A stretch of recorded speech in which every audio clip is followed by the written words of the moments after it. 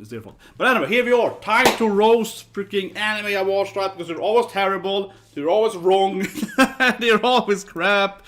They're always terrible. And the reason why, right? Let's break it down. It's like every year, right? Oh god damn it! Oh shit! Yeah, hopefully we didn't get some stupid copyright for that. That sound was not supposed to be there.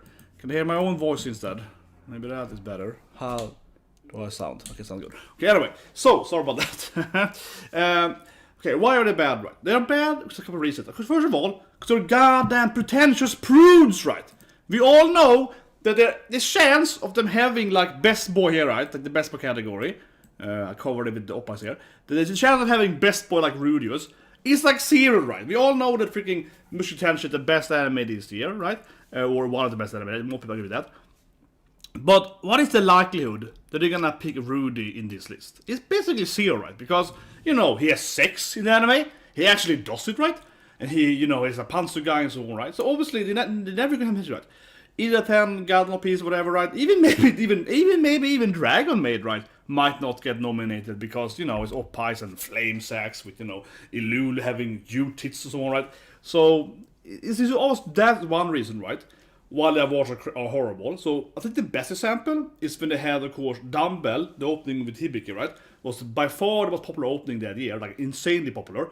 He didn't even announce it, right? Because, it's oppies and, his ass and so on. Yeah, so they refused to have it, right? Even though it's like by far the most voted in most voted. And they also, of course, refused to have stuff like the Clover openings, even though they always won, right? They become Open 3 and so on.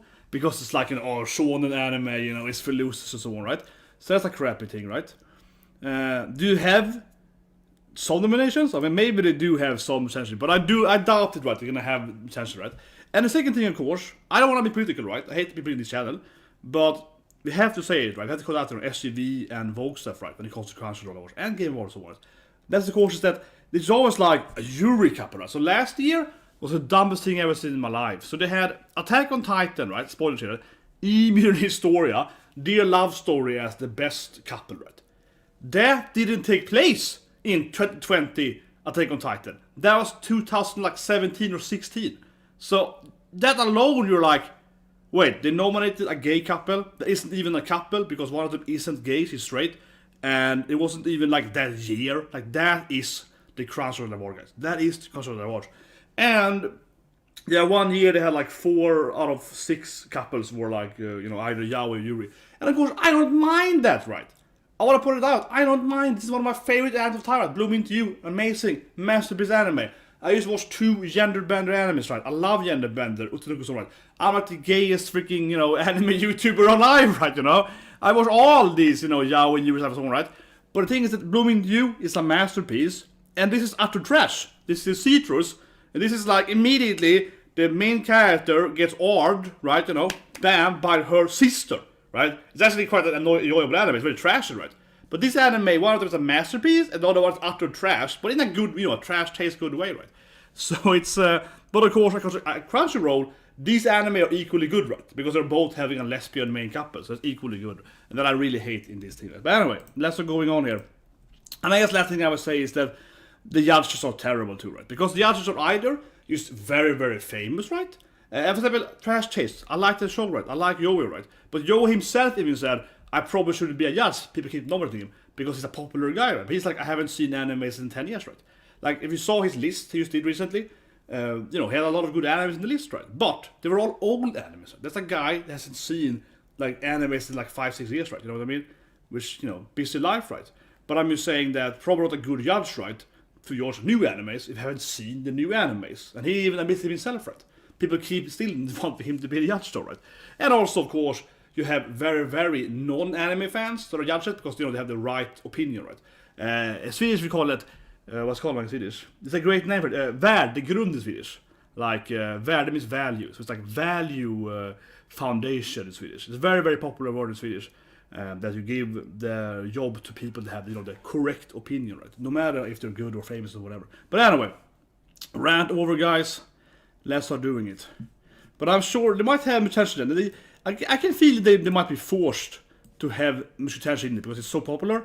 But they're gonna put it in like best music or something because they're like best opening because they can't like put it as best character or best narration, right? But anyway, so I want to do Anime of the Year, the last then, right? So let's start with Anime Best Boy.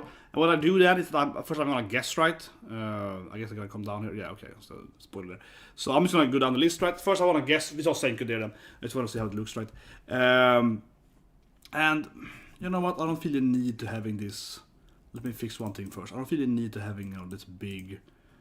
I think this has to be stupid. Like, why do we have this big? Yeah, like, that's better, right? Let's just remove that shit, right? Let's remove this shit here. Yeah, that's better. And then of course I'm gonna like do that, right? They're gonna zoom it out like that. Yeah, that's better, right? Okay. So what do I guess? Here I would pick Rudy, right? You know, best character development is all right. I'll pick Rudy as a great best boy. One thing I haven't said for that matter, but I wonder if they're gonna have Nesco and so on in this year, because I think that wouldn't be right, because yes, Demon Slayer did air last year, but obviously it was Mugen Train, then it kind of started the new season, right?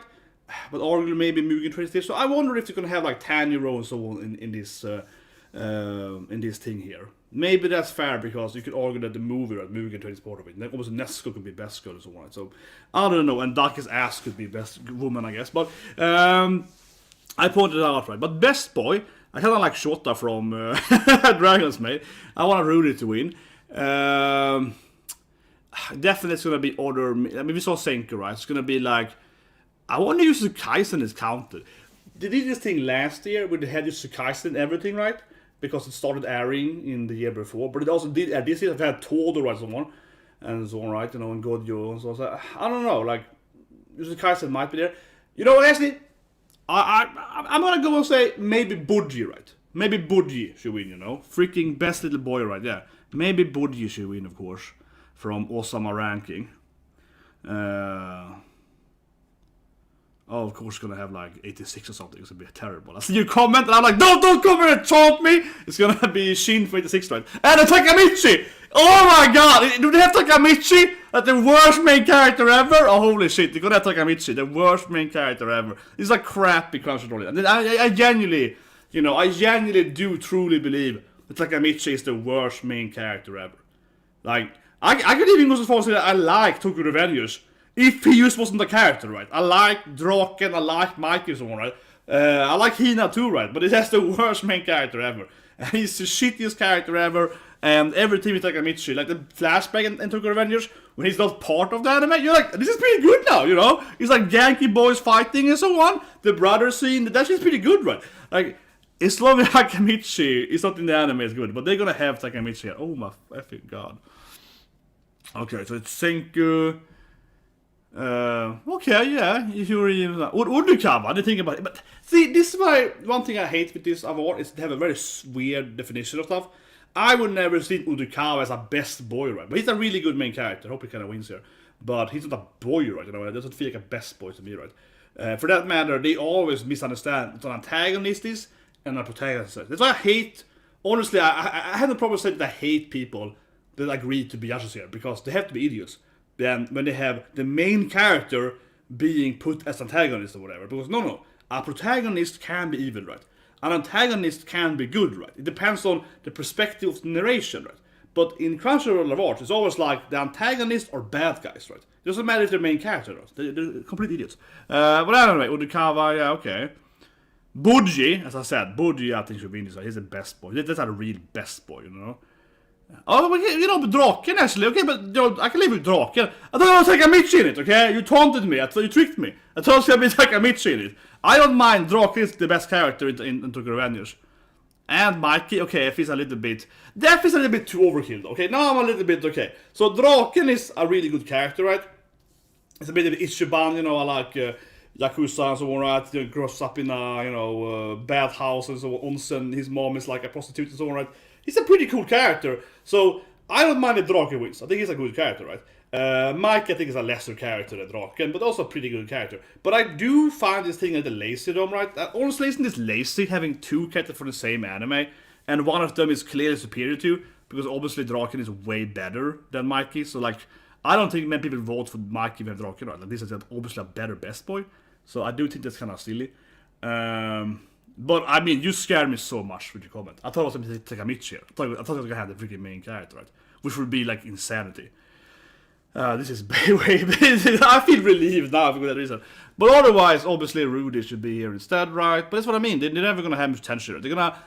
Obviously, it's like too many oppas, too much boobs, right? They're never gonna have much attention. It's Ghislaine is too attractive, They're always gonna be like, no, she has too much boob, too much ass, Aries won't be best girl probably. Aries really should be best girl, right? But maybe she's there. Maybe because Tenshi is so popular, maybe they might feel they have to put it in, right? But I doubt it. Anyway, Boji is obviously my easy pick here. Very, very good character. I don't think Uduka fits at all for this. My definition of best boy, but Boji is obviously by far the best. Izumi I kind of like though. Senku I feel it's a little bit of like a... I mean, I like the stone. I have a freaking Senku shirt, so I like the stone. I freaking get the Senku shirt, okay? Let me get a little nerd on you guys. Let me get my damn Senku shirt. So, I mean, I love Senku, right? But it's not Boji. Where's my goddamn Senku shirt? It's red and green. Should be... Didn't prepare for a Senku. Where's my Senku? I have to find my Senku shirt. Senku. I got my best girl shirt. That's the One Punch Man shirt. That's Ash.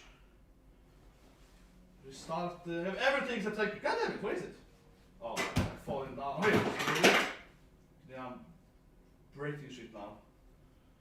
Okay, Asta-kun. I'm finding everything. Oh, yeah, it's finally. I found every goddamn shirt, right? Except my goddamn Senku one. Okay, so I like Senku, right? Don't get me wrong, I freaking love Senku, man. Here we go.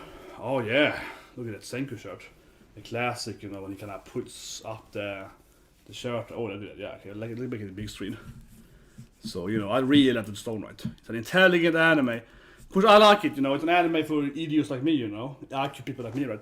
But, I don't think... But I think it's very fair that Senku is way weaker than one, right? I think Senku is way weaker than one.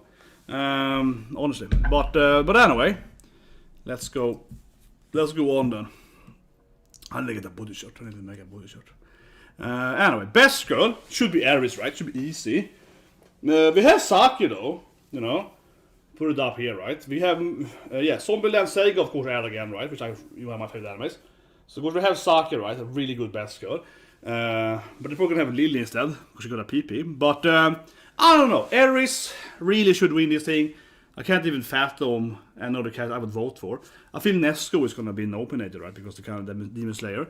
I could really see many characters from Dragon Maid, like Kana-chan, Toru and so on, right? Kana-Elman, yeah, I can see characters there. All the anime have best girls. Yusukasa has good female characters. Black Clover still did air though, Like I have to think about Melona and Noelle and so on. But they're never gonna have any shonen character. They hate shonen, right? They only have new shonen. Never gonna have Black Clover. Black Clover did air, right? Black Clover, I had Asta crying, yeah. Black Clover did air in the beginning of last year, right? And that means that Melona fighting Yami is in this year, right? And that's obviously the best wife of all time, right? But of course I have the Melona, that side. Got my Melona, and also because my back, right? Got that Melona face on the back, right? Yeah. So obviously, freaking best woman, best girl is Melona thing about. But anyway, let's see what they have. Actually, let me guess what they're gonna have. They're gonna have some lesbians. They're probably gonna have some Yuri characters, They might have Lily again, right? Because Lily got a PP. So they'd like to have Lily. And I love Lily, but yeah, they obviously put Lily because she got that, because she got the extra equipment. I don't know really what they're gonna have, but it's probably more like a... Well, Toru. Yeah, okay. Fruit Basket ad, right? Toru, I can see. She's a good best girl, yeah. Toru is cool. Of course, it's gonna have 86. Horrible anime, yeah. Of course, it's gonna have. But Toru, I mean, it's almost gonna win the media film. Toru. 86. This to me is terrible, and it shows the judges have zero understanding of writing, right? Because you could argue it's a good anime or not, but Lena is the worst part of 86. Like, straight up, right? Season 2 is way better when Lena isn't part of it. Yeah, Lena's gone. Most of the anime is way better. And her character development, spawning too much, is terrible because she doesn't do anything for like 8 episodes. And then she suddenly just completely has an epiphany, like Gabi yesterday. And has like, oh no, I see the truth, and changes everything. Right? It's ridiculous. So, no, she's at the worst part of the anime. So, it's just like popularity shit. But anyway, okay, so the duo is Kaisen. I said it earlier, yeah. Do Kaisen. Pretty sure weird. Oh, that's true. Komi-chan. Actually, Komi-chan in this thing. That's true. I forgot about Komi-chan. But honestly, I don't feel... Oh my god, really? Wonder Egg Priority? Yeah, Asta had a great moment. Asta gets like a sword for Yami and so on. But they're never gonna nominate Black Clover, right? Because, it's like a, mainstream shonen show. They hate this shit, right? They're never nominating One Piece. They're never nominating like a Luffy. Or like Yamato, okay? Where's my goddamn best girl Yamato? They're never gonna nominate Yamato, right? Honestly, isn't Yamato quite the best girl too, right? We're having like this new, massive, popular One Piece female character, but they're never gonna nominate her, right? Because it's like, oh, Melona and Yamato and so on. They're part of the, the bigger, longer shonen shows, right? And they hate that shit. It's too like pretentious for them to, to nominate stuff like, mainstream shonen stuff. It's really ridiculous. Except it's fine to nominate like new shonen animes, right? But if this had like season 10 by now, it was like Jujutsu Kaisen episode, 500, right? They would never nominate these characters, even if it's like a great female character. I waited for the best anime. Yeah, I would take it last. Best anime, which should be Mushoku. But anyway, I One Day Purity has a horrible ending. Right? Everyone hated it. I feel a hard time nominating I. And actually, I isn't that good. It's like, I don't want to spoil this anime too much, right? But this anime, it's like, isn't I just kind of annoying after a while? She hates her mother's new boyfriend and so on, and she's kind of an idiot and so on. Honestly, I don't think she's a good character. I mean, let me say this thing. She's a well-written character, right? She's a well-written character, but she's a kind of annoying biatch, so to speak, right? Half the anime. Not a really good, like a good person, right? Honestly. She does like mistakes, right? And tries to redeem herself and so on. But I'm saying that some part of her storyline is kind of like her is being mean to her mom and so on. And, yeah, it's like a weird thing. But the anime also kind of jumps the shark massively after a while, right? And it's very confusing if it's true or not, if her memory is not like fabricated or whatever. So it's a weird, hard to agree with. But I don't feel like she's a good best girl, honestly. And this anime obviously really sucked in the ending. Terrible anime. But you can really feel how, I don't want to spoil it here, but they're introducing this character called Real, right? And immediately the anime is crap. It's like you episode 10 or something. You immediately know that it's gonna jumps the, I don't know, internet shark, right? And this is terrible. Komi-chan I can see winning this thing, definitely. But obviously Erish should have won, right? I'm with Toro. I feel those still Toro is. And honestly, this again, I said, popularity, right? Because 86 is like, even if you want to say it's a good anime or not, I want to debate here, but I'm saying that Leon is the worst part of 86. I think people honestly will agree with that. She's the worst part of the anime. I think people honestly will agree with that. Even if you like the anime, come on, she's the weakest part of the anime. But anyway, best protagonist, okay. So here Crunchyroll Awards, showing that the judges, honestly, are idiots almost every year. Because, as I mentioned earlier, right, they don't understand what a protagonist is. Which is why it's an embarrassing bad list. Because they're always like, a protagonist for them means good, okay? It means a good character, right? So if I would write an anime, right, or a manga, whatever, right, a novel, and, the main character, the protagonist, is a genocidal maniac, right? He's around and murders everyone, right? That character is still the protagonist because you're following this character, right? You know what I mean? The protagonist is not defined by good or evil action. It's defined by what perspective is the narration going for, right? The antagonist is the person antagonizing the protagonist, right? So if you have an evil main character, the antagonist might be, for example, the policeman, right? Trying to capture the evil, sociopath or whatever, right? Murdering people. The antagonist might be the policeman or the FBI gang, right? You know what I mean?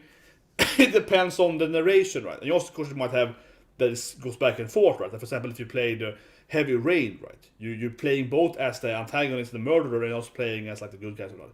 And it goes back and forth, right? So then you have like a three protagonist thing, three protagonist, whatever it's called. That wouldn't surprise me if they're dumb enough to have it in both. Doesn't make any sense. But anyway, best protagonist is obviously, of course, Rudy. It's obviously that Rudy has the best development of protagonist. It's a very interesting, unique main character. He's an incredibly well-written main character, as I said, because you actually have an isekai where the characters, like agoraphobia and so on, is part of his new life and so on, right? So by far the best protagonist is Rudy's Grey Rat, right? By far. Another great protagonist is Urikawa from Old Taxi. Right? It's a great character, a reasonable adult character with actually intelligence and so on, right? So I would think that the people are gonna vote for Old Taxi because I doubt it's gonna have Rudy, right? Because it's too sexy character, right? So they probably have Old Taxi, and I think people are gonna vote for that. Tor could be a good main character. Bodji, I guess I was a good protagonist, right? But I think that why Bodhi is a great character, I don't think that that Osama ranking is carried by Bodhi. I think it's carried mostly by healing, in my opinion, right? Mother healing, Mama healing is the character carrying it. No, but I think that Osama ranking has a lot of great characters, right? It's an incredibly good anime with many, nuanced characters, right? Bodhi being one of them. So in that reason, I don't think maybe he's the best protagonist because he's not carrying his show maybe in the same level as, like for example, Urikawa does, right? So I think Urikawa is a better protagonist because he's more on his shoulders, right? That anime or Taxi. But yeah, I guess they're gonna nominate maybe Lena again then, right? Best girl, she's the main character. Would make sense to be. Usually they have, sometimes the same thing, right? So yeah, Lena of course is up here. It would make sense. She's the best protagonist if they're gonna be consistent, right? If Takamichi is horrible, the worst character ever. Yeah, but Urikawa, Bodhi, I definitely see Urikawa coming here. Okay, Aaron. Well, yeah, it's true. How do you think about Attack on Titan? This is part 1 aired. I honestly forgot that Attack on Titan aired that year. Yeah, that's true. Yeah, part 1 of the current season did air that part. Is he the best character though? Best protagonist? I don't know, man. And he's also the antagonist, honestly. He's not even the protagonist. Gab is the protagonist. He's the antagonist. So this is what I mean. I wouldn't even say he's the protagonist, honestly. But Judy, okay, fine. I can guess it earlier. He's gonna be in there. Yo, okay. Okay, the last year, or not last year, but the first time Megalobox aired, they had it in every category. It was the dumbest thing ever. They had Megalobox in every category, and he won nothing. It was hilarious that year. It was so dumb. But, it actually is a very good protagonist, and I think that Megalobox 2 is probably better than first season, even though it's slow-paced. But, yeah, Urikawa and Bodhi. So, I mean, I kind of felt like guessed. What? Really? I again? Come on, the anime is way overrated. It's an anime about suicide, I guess, so that's why they have it, right? That's what I mean. This is the woke crap, right? That I have to say, right? Because this anime is not that good, and the ending is terrible, right? And everyone hated the ending. It's like universally hated the ending, right? And this main character is not that good. It doesn't carry her show because it's like other girls, like Kawaii. My name is Kawaii because I'm Kawaii, so on. Those other girls are carrying the show better. I think that I is probably the worst part of that show. I'm probably saying that. I think that all her 3 friends are better written characters. So this just feels to me like, they want to have, this is exactly what I mean. They want to have Wonder Egg priority in the list because it's about, girls, suicide, some lesbianism or something, right? So that's why they have this, like, we have to force feed this anime into this, right? But it really doesn't deserve to be here, especially not this character, because this is one of the weakest part of that anime. And the anime has a lot of weak parts in the ending, right? So, because the older girls, I think, easily are much better written character than she is. She's the worst of the 4 girls. But anyway, yes, I guess, Urikawa, Bodhi, as I mentioned earlier, right? And yeah, I did mention just Kaisen, of course, in the beginning of the stream that I expected to be in a lot of stuff, right? But I wasn't sure if they were going to do it because they only aired half the season, right? But Aaron, I would argue for is antagonist, right? I think he really is antagonist, honestly. Because who's the main character of that season? That is Gabby, okay? Attack on Gabby, baby. Gabby is the main character, the protagonist. You're following the Mali Empire, right? Spoilers here, right? But this Attack on Titan, same in the manga, you are following the Marleys, right? So the protagonist is Gabby. It is not Eren. You see it from Gab's perspective and Falcon's on, right? And then when, spoiler warning, of course, and then when Eren attacks them, right? You see it again from Gab's perspective. She's trying to survive, right? Eren, killing the Hammer Titan and so on, right? Killing her friends, right? And so on. So, and then you see Gabby escaping and so on, right? Eren is not the protagonist even later either, because then when they're captured with Eren and the Jaegerist, and he's like, I hate you, Mikasa, who was there observing that? Gabby is. I stand by saying this thing, I said for last year too, Gabby is the protagonist of Attack on Titan Season 4.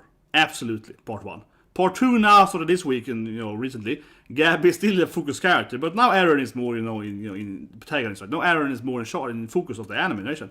But the first part, I mean, even in the scene when he's like, I hate you, Mikasa, Gabby is the character that we are viewing it, right, from Gabby's perspective, right? So she's the protagonist. From a narration standpoint, if you go to school and read a book about, how to write books or whatever, then they will say Gabby. Gabby is by definition the protagonist.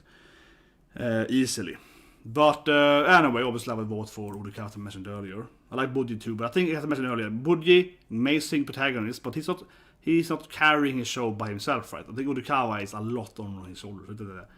He's carrying it. Okay, so you're saying it's going to be another character here too? That makes no sense then, that we'll have in both. But anyway, okay, best antagonist. You could have Dante and so on, but of course they won't. They won't have, any Kaido or whatever it could be here, right? A lot of good Kaido stuff. But they're never gonna have One Piece. You know what I mean? That's what I mean. It's so silly. They're not gonna have Yamato, right? Even if she's obviously best or whatever. They're not gonna have like Kaido or so on, right? Even there's so much focus on Kaido, really good stuff in One Piece, even though it makes this a bit better.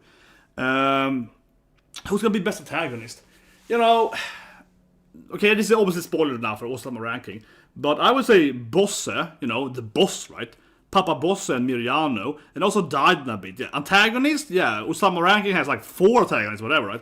And also have Okken, so Osama ranking has everyone's evil or something. The anime is so good, and it's like every goddamn character is evil. He's like, holy shit, they have so many enemies in that anime. But yeah, Osama ranking has like 10 good antagonists or something. They also have, of course, the traitor, right? They have so many antagonists in that show. Whatever, but yeah, Boss, Miriano and so on. Maybe they can put them. That would be a good choice, I think. Miriano, big antagonist. I guess like Yusu Kaisen, the fight's really good, right? But it's more about the fight itself than having a good antagonist. Orsted, of course, Mushoku Tensei, it's a good antagonist when he pops up. But that's never gonna be here, right? Never gonna put Kenny Rasuda here, right? Voicing in a sexy anime, it's never gonna happen, right? We're gonna pick, right? I would hate to see if they pick something like the brother from 86, yeah, the brain dead cyborg or something. Terrible antagonist, like, no personality, terrible. They're probably gonna have, of course, Tokyo Revengers antagonist. What's his name again? Kisaki, I could see coming here, right? He's very likely. Tokyo Revengers very popular, and they had both best boys here. That was very stupid, but yeah. Kisaki is very likely, I think, he's gonna come in here. Demon Slayer, right? Mugen Train, I guess, and so on. So yeah, that's what we're gonna watch out.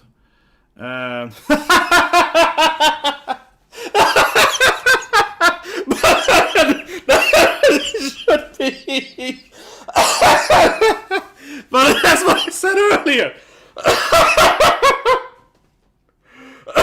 I'm dying. I gotta drink something. I'm having like a heart attack. Oh my god. But that's what I said. That's what I goddamn said.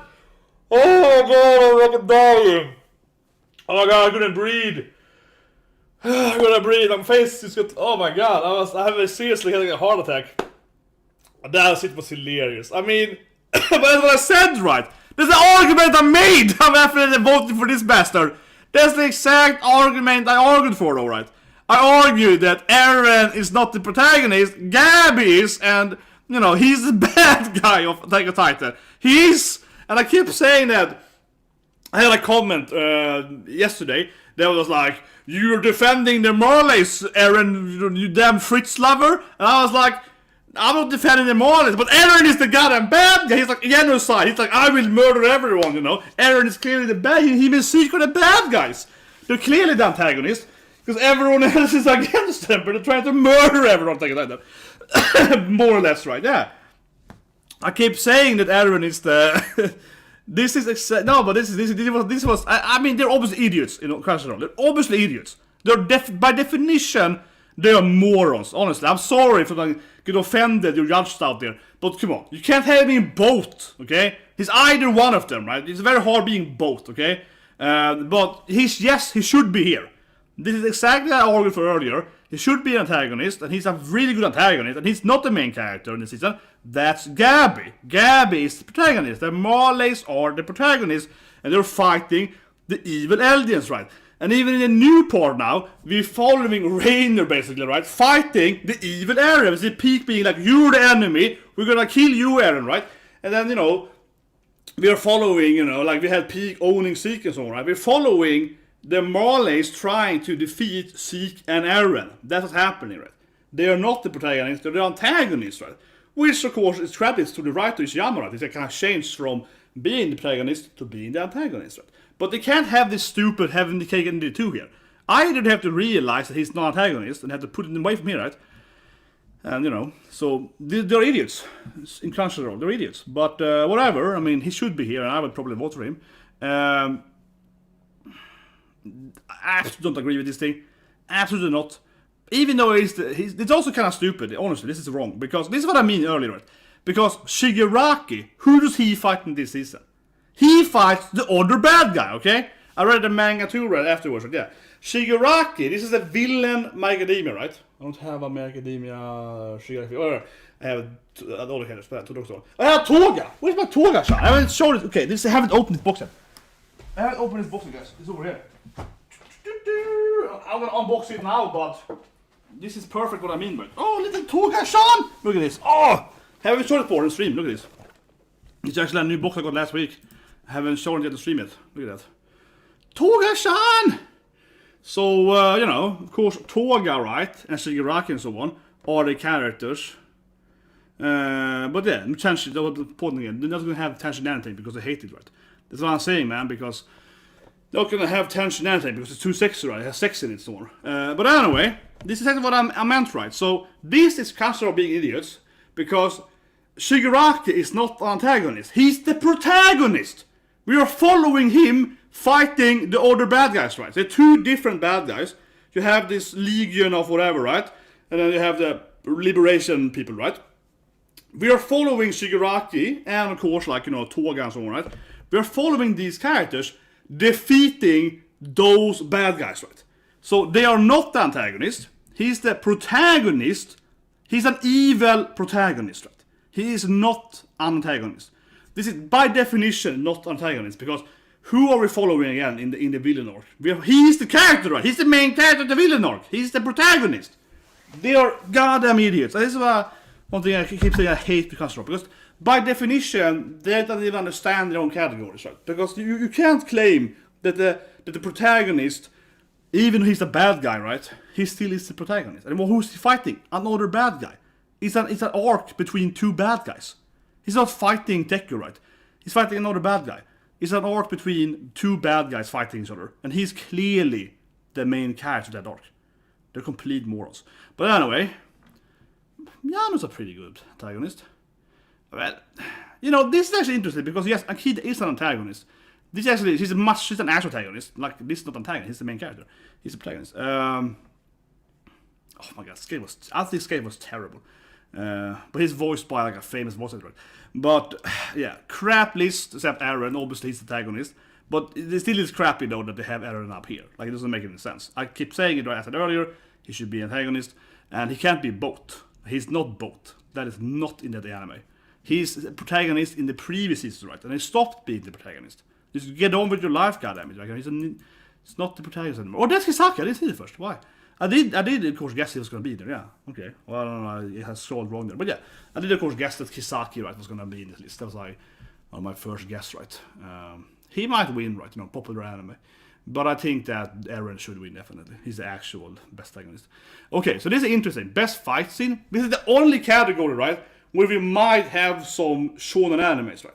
Because, again, they hate Yamato, right? They hate all these boobs, transgender, whatever, yeah. They're never going to hate, you know, Yamato and Kaido, so, right? It's shonen and boobs and so on, yeah. You know, this is where I could feel that Black Clover arguably should win, right? That's a really good fight, like Dante, spoiler here, but almost a spoiler this video to the streamer. So, it's like Dante fighting, of course, Asta and Yami, right? And Asta is like getting Yami's sword and so on, and he's like, take the sword, boy, you know, and yeah, and they go this combination, right? It's an amazing fight. That's a great fight. Bird has, of course, good fights, right? You know, typically. Mushoku Tensei is really well animated. Has a great fight, like All-Star and so on. Has a really good fights. This is maybe where I guess Tensei might appear, right? Because I feel that this category is always the only category where they're not as pretentious. This is the category of like shonen fights. So this is the only category where they would basically allow, I feel, Mushoku Tensei to beat it, right? You know, or One Piece or whatever. Yeah. Although the animes we have, I mean, I guess Osama Rank has some good fights though, honestly. Studio. Attack on Titan, I guess, what might be here, but I don't think it has that good fights, honestly. Yeah, I guess like Levi's fighting is pretty good. It doesn't have. I don't think it has the best fight that season. It's Kaisen, of course, gonna be a win. Of course, it's Boogie Woogie. Oh no! Oh, cool. You know, I keep thinking that Kaisen's gonna be the year before, right? But the Boogie Woogie with my man Todo, right? Man of culture Todo is of course that. I mean, it's opposite. Boogie Woogie is the best fight. What I'm saying. It's not a Boogie Woogie, brother. Come on, that's the best. They have some TV pass in it. Boogie Woogie should be easily. Like, that's the best fight of the. Easily, this is crap. Hammer Titan, who cares? Boruto, I guess that's correctly, of course. There we go. Boogie Woogie. This is like no brain. I was like, first I thought it happened 2 years ago, right? No, but Boogie Woogie. This is literally the best fight I've seen in like 10 years, baby. I mean, sure, there's more good fights too, but Boogie Woogie, when, you know, Todo is like, let's go, brother, and he's like, yeah, I slapped my hands in my IQ 5000 strategy, you know, and she's like, I can't move, and he's like, I was lying, it wasn't actually, the hand clapping was just a lie. And then, of course, in the end, it's like, I can also swap people with a nunchuck. I didn't say that, it doesn't have to be people, it was another lie, Boogie Woogie. It's the best shit ever. And this is literally, I think, honestly, one of the best fight scenes I've seen in my life, right? With all the animes I've seen, right? Boogie Woogie with Todo, that is like, that's the best fight scene I think in like 10 years. Like, seriously. Like, I can't even think of any other anime that has such a cool fight scene. And it's like, what, 3 episodes long too, right? It's like 1 episode. It's like 3-4 episodes. It's like freaking an hour long too. It's super long, right? So in the mid-air fighting her in the trees, and then they jump down. It's like, let's do my 5000 strategy, you know, and do all this crap, man. It's so good. It is literally, I think, the best fight I've seen in years. Like, I think I have it on the computer. I should have it somewhere. I'm gonna find my Todo. Gotta find my Todo image. There it is. Let's put it up here. Open file location. Of course, I have all the images. There we go. Oh, look at that. Oh, look at that. Oh, and it's like, man, it's like, come on, brother. This is. I mean, literally, I think it's the best fight I've seen in so many years. Yeah, I'm happy I come up with it. Jesus Christ. I mean, again, Black Clover, great fight. Yami and Dumpty, so on, really good fight with Asta. And also, of course, Melone had a fight with Yami, so on, a good fight. But it doesn't beat this thing. When Todo is like, oh yeah, let's go. Yeah, it doesn't beat the Todo fight. It really doesn't. The Todo fight is the best fight I've seen in like my life. It's amazing. It's truly amazing. But what can I think about? Dragon's Maid. Think about Melkana here. Yeah, little Kana here. Dragon's Maid, seriously, right? Like, you know, Toru versus Elba. When they had the kiss scene. Come on, that is some good shit. So they're crying. Hopefully they have that here too, right? Dragon's Maid. Because Dragon Maid has like the best animation except Kaisen. So I said in my top 10. Another fight for Kaisen. Ah, there we go! I said it! Ah, there we go! Elma and Toru! When they had this like weird kiss scene too. Ah, you said it! Yeah, that fight is lit, seriously. That's lit, man. If it wasn't for the Boogie Woogie, I would easily vote for Elma versus Toru. That fight is awesome if it's in Dragon Maid. And they have this like weird lesbian kissing too. But it has dragons. They're like, oh, like, I don't love you. And that is weird. The fight is really well animated, right? But also had this weird thing going on where they're clearly kind of best friend lovers, right?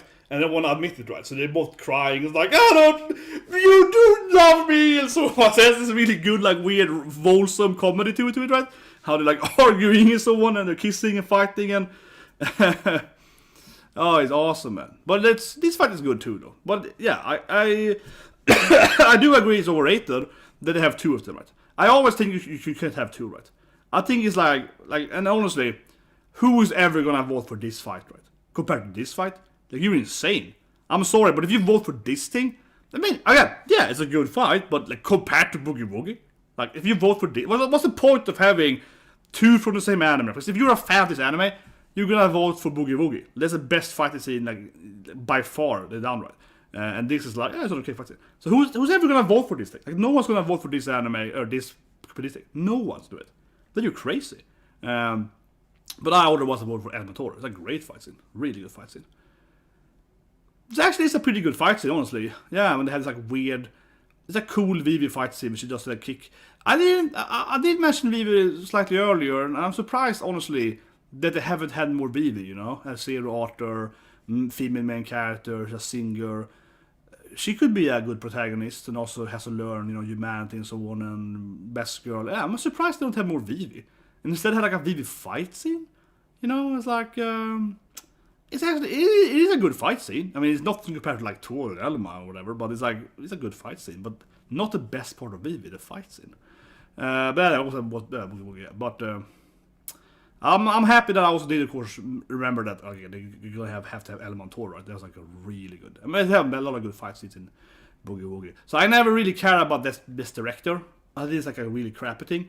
And every year it's like, oh, best director, the guy that did this like Yuri show or whatever. It's always like some pretentious bullshit, usually. No, not about the direction, right? If they have one direct priority here, or I know, Promise Neverland, or maybe Fina the Pirate Princess, the director is like, what if I do an Evangelion ending the last minute? Yeah, like, oh my god, I don't know. It's the best direction is probably Mushoku Tensei. Honestly speaking, right? Because it has this like really interesting openings and you know the tempo and everything with anime. But I very much doubt that anime is ever gonna be nominated, right? So that's probably not gonna be there. And Dragon's Maid has a really good direction. You know, one anime has good direction that they're never gonna have is Idaten. God on no peace. That's a great direction of anime. It's crazy, right? The coloring of that anime is just insane, right? If you see Idaten, they have this like weird, you know, color spree and so on, right? And it has this weird fights and this crazy music and so on. Like, Idaten has a really good directing. It really has. But of course, episode 1 has like a pow R scene, right? Like a straight up, a nun gets ordered episode 1. So they're never gonna have the anime. They're never gonna have Gala Arnold's piece, right? Because the nun gets it immediately in episode 1. There's no way they're ever gonna have that in the year. But honestly, in my opinion, probably best direction this year. Yeah, Idaten. It has this weird color thing. I can give some an image here. It's like a very, very weird. If you haven't seen it, it's hard to almost explain it, right? Because it looks like really funky. Here's some image from Idaten. It looks really funky, right? It has all this weird stuff, right? It has like, you know, it has weird colorizations, like my thumbnails from that thing, right? It's like a crazy anime. It's very hard to explain, honestly, if you haven't seen it. It's like, you know, sex scenes and fighting and demons and angels and ecchi jokes and a lot of hentai jokes, right? It's a crazy anime for the same author in Species of Jewish and also Dragon's Maid. They did a new anime together. But anyway, honestly, in my opinion, probably best direction, right? But they're never gonna have that because, of course, it's like freaking ecchi hentai fighting anime. It's like a hentai with fights, right? They're never gonna have that anime here. Never. And Attack on Titan. No, not really. I don't feel the direction does much for that anime. Like, it doesn't matter much. Like, it's a manga, right? Same thing here. I feel Megalobox is the only thing I can feel like, okay, here's the direction did something, you know? The director did something. He also only following the manga, right? But, Taxi, though. Okay, that's probably gonna win. Yeah, okay. Horrible anime is the only point I have here. What? One direct priority? This is crap! What's wrong with them? This is why I keep saying that they're so goddamn pretentious. I hate them. This is why I genuinely hate them. Because there's so much like, but like, one direct priority is about like 4 suicidal girls, and one of them is like a lesbian or something, maybe 2 of them are lesbians or Yuri. So let's take that anime like everything. I mean, this is like the 4th or 5th nomination of what priority. This anime sucks ass, okay? It starts out really well, right? And then it completely goes downhill, and everyone hated it. And who the hell is gonna vote for best direction of this anime? Which is literally one of the worst directed animes last year. Like, it's a horrible ending. Absolute crap, right? This like they did this episode 13 like half a year later. It was like half recap, right? And it's just like hated by everyone. I feel like it even has a bad rating on my anime. It's like kind of hard to get because animes that have like 6 or so are like, you know, popular, right? You know, I mean, it's always like hard to get like a bad rating, right, on on these sites. That people have such a, I don't know, you know, people don't like 6 is like good, right? 6 is like bad. I mean. 6 is like, you know, bottom. Do you get that? I can find. I want to find the season here special. It has a freaking 5. Like, this is terrible. Like, this is what I mean. Obviously, this is a popularity thing, right? So I'm not saying it's right or not. But I'm just saying it's very hard to get like less than a 6 right on my anime list because 6 is like terrible, right? And this has a 5. Okay, a 5. Who's gonna vote for this anime for best direction? No one is, right? Because is incredibly hated by, you know, like the general population, right? I'm just saying, like, it doesn't have to be fact. I think it's worse than 5. For me, it's like 1, right? For me, it's like worse than 5. But I'm just saying that it is horribly hated. I can't understand, right, Hawaii Crunchyroll. People say something. I don't know. Some ads or whatever. Yeah, 3, 4, right? 6 and 8. That gets crazy. But yeah, like that anime is incredibly bad direction, and it truly is. You have to think about this is not best anime, right? This is best direction. What is failing in that anime? It's direction, right? Like, it's terrible ended. It's terrible how they took like half a year break and did this ending. It's full of recap, right? That's all this goddamn director's fault, right? More or less. Not only his fault, but, to some extent, right? So who the hell would vote for this thing? It's one of the worst directed animes this year. I mean, I said earlier, it's hilariously bad directed. The only worst animes from the direction is probably like Fina and Promised Neverland and so on, right? That is slideshow shit, right? So they are worse animes than One Direct Priority when it comes to direction, but not many.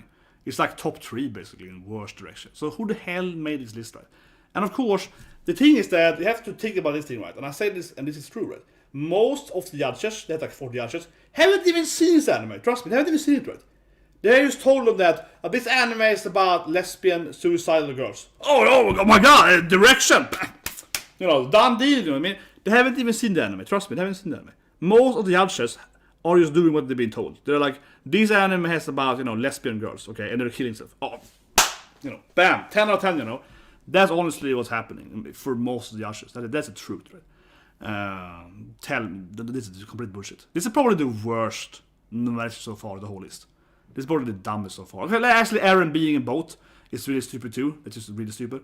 But, yeah, this is probably the dumbest thing. Because this is even worse than that. Anyway, also a horrible decision. Sonny Boy is just bullshit. Sonny Boy is an anime where people are like, well, it's different, so it has to be good, right? Sonny Boy is a horribly directed anime with a lot of this pretentious bullshit, right? It doesn't make any sense. And the people say that, you just don't get it. No, I get it. And getting it doesn't make it better, right? Because the issue with Sonny Boy is really slow pace, a lot of like overused scenes, right? A lot of this weirdness for no point and so on, right? And a lot of plot holes, right? It's just terrible directed. What it is, it's just a very, very strange show that if you have a surface level intelligence, you think it's a good show, right? But if you actually break it down and then think about it and review it and actually analyze the scenes, it's actually just bullshit, it's crap, and it's really shallow, right? It's just a lot of like shallow, dumb stuff that altogether looks... It's a lot of shows, right? It's a Potemkin anime, okay? It's a Potemkin anime. It looks super amazing and intelligent and high IQ, right? If you don't actually review it, but then you actually break it down, right? Imagine scene by scene, and then you realize what utter crap it is, right? It's a Potemkin, It's purely like a facade, and if you go through the facade, the anime is absolute crap, right? But I'm not surprised, of course, that it's freaking Crunchyroll is like, oh my god, what an amazing anime, it really isn't. It's just really, really weird, you know what I mean? Old Taxi, though, is actually a really good directed anime. It's easily wins this thing. This is the only good directed anime. Megan the Box, I guess, is fine, but it's not even comparable. This is the same shit they had a few years ago, right? Where they had Megan the Box for everything. So they just have to put Megan the Box every time they can for whatever reason. I don't understand why, but they keep doing that, right? So, but yeah, the only anime I would even remote vote for here is Old Taxi. I wouldn't even question that. And I think honestly, this kind of animes, is it a good anime? Yeah, sure, but it's really by the direction. It's not by the manga. They're following the manga, right? I wouldn't really feel that the director has really, made it. You know what I mean? It's not really like. I don't think it's fair. Best animation, Mushoku Tensei, Dragon Maid, probably that's the best animation, honestly. Dragon Maid, I would say, right? Kobayashi's Dragon Maid, Kanna probably best animation. Mushoku Tensei has a Demon Slayer also, I suppose. Mugen Train, if that counts, and Jujutsu Kaisen, I guess. It should be pretty safe, but yeah, Demon Slayer, Mugen Train, exactly. That is probably, technically speaking, the best. But I think it's a little cheating, because it is a movie though, right? It's like a movie where you cut into parts, so the budget and so on and everything. Yeah, it's a little cheating, I feel, but it's all probably, technically speaking, the best animated show. Kaisen, right? Yeah, Dragon Maid, I guess. Oh my god! They actually have potentially something!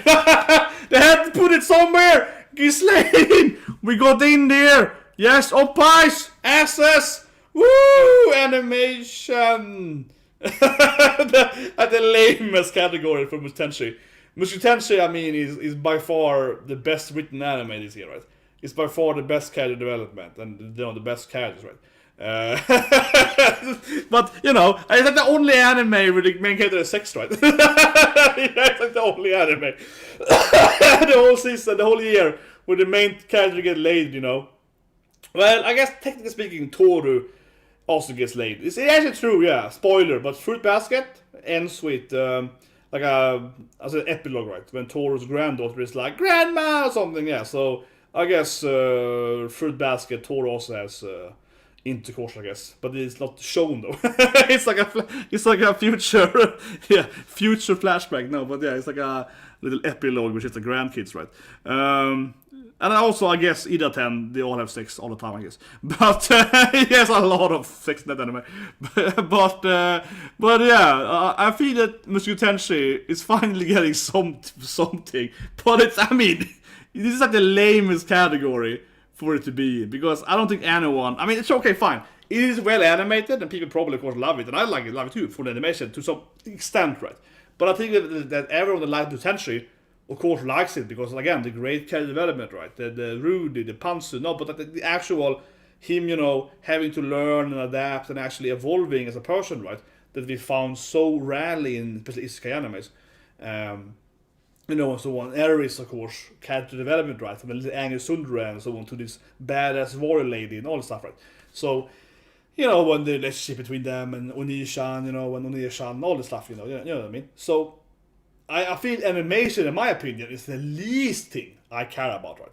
Essentially. Is it good? Yes. I kept saying earlier, yeah, it's very good animation. It's great animation. But it's the least thing I care about, right?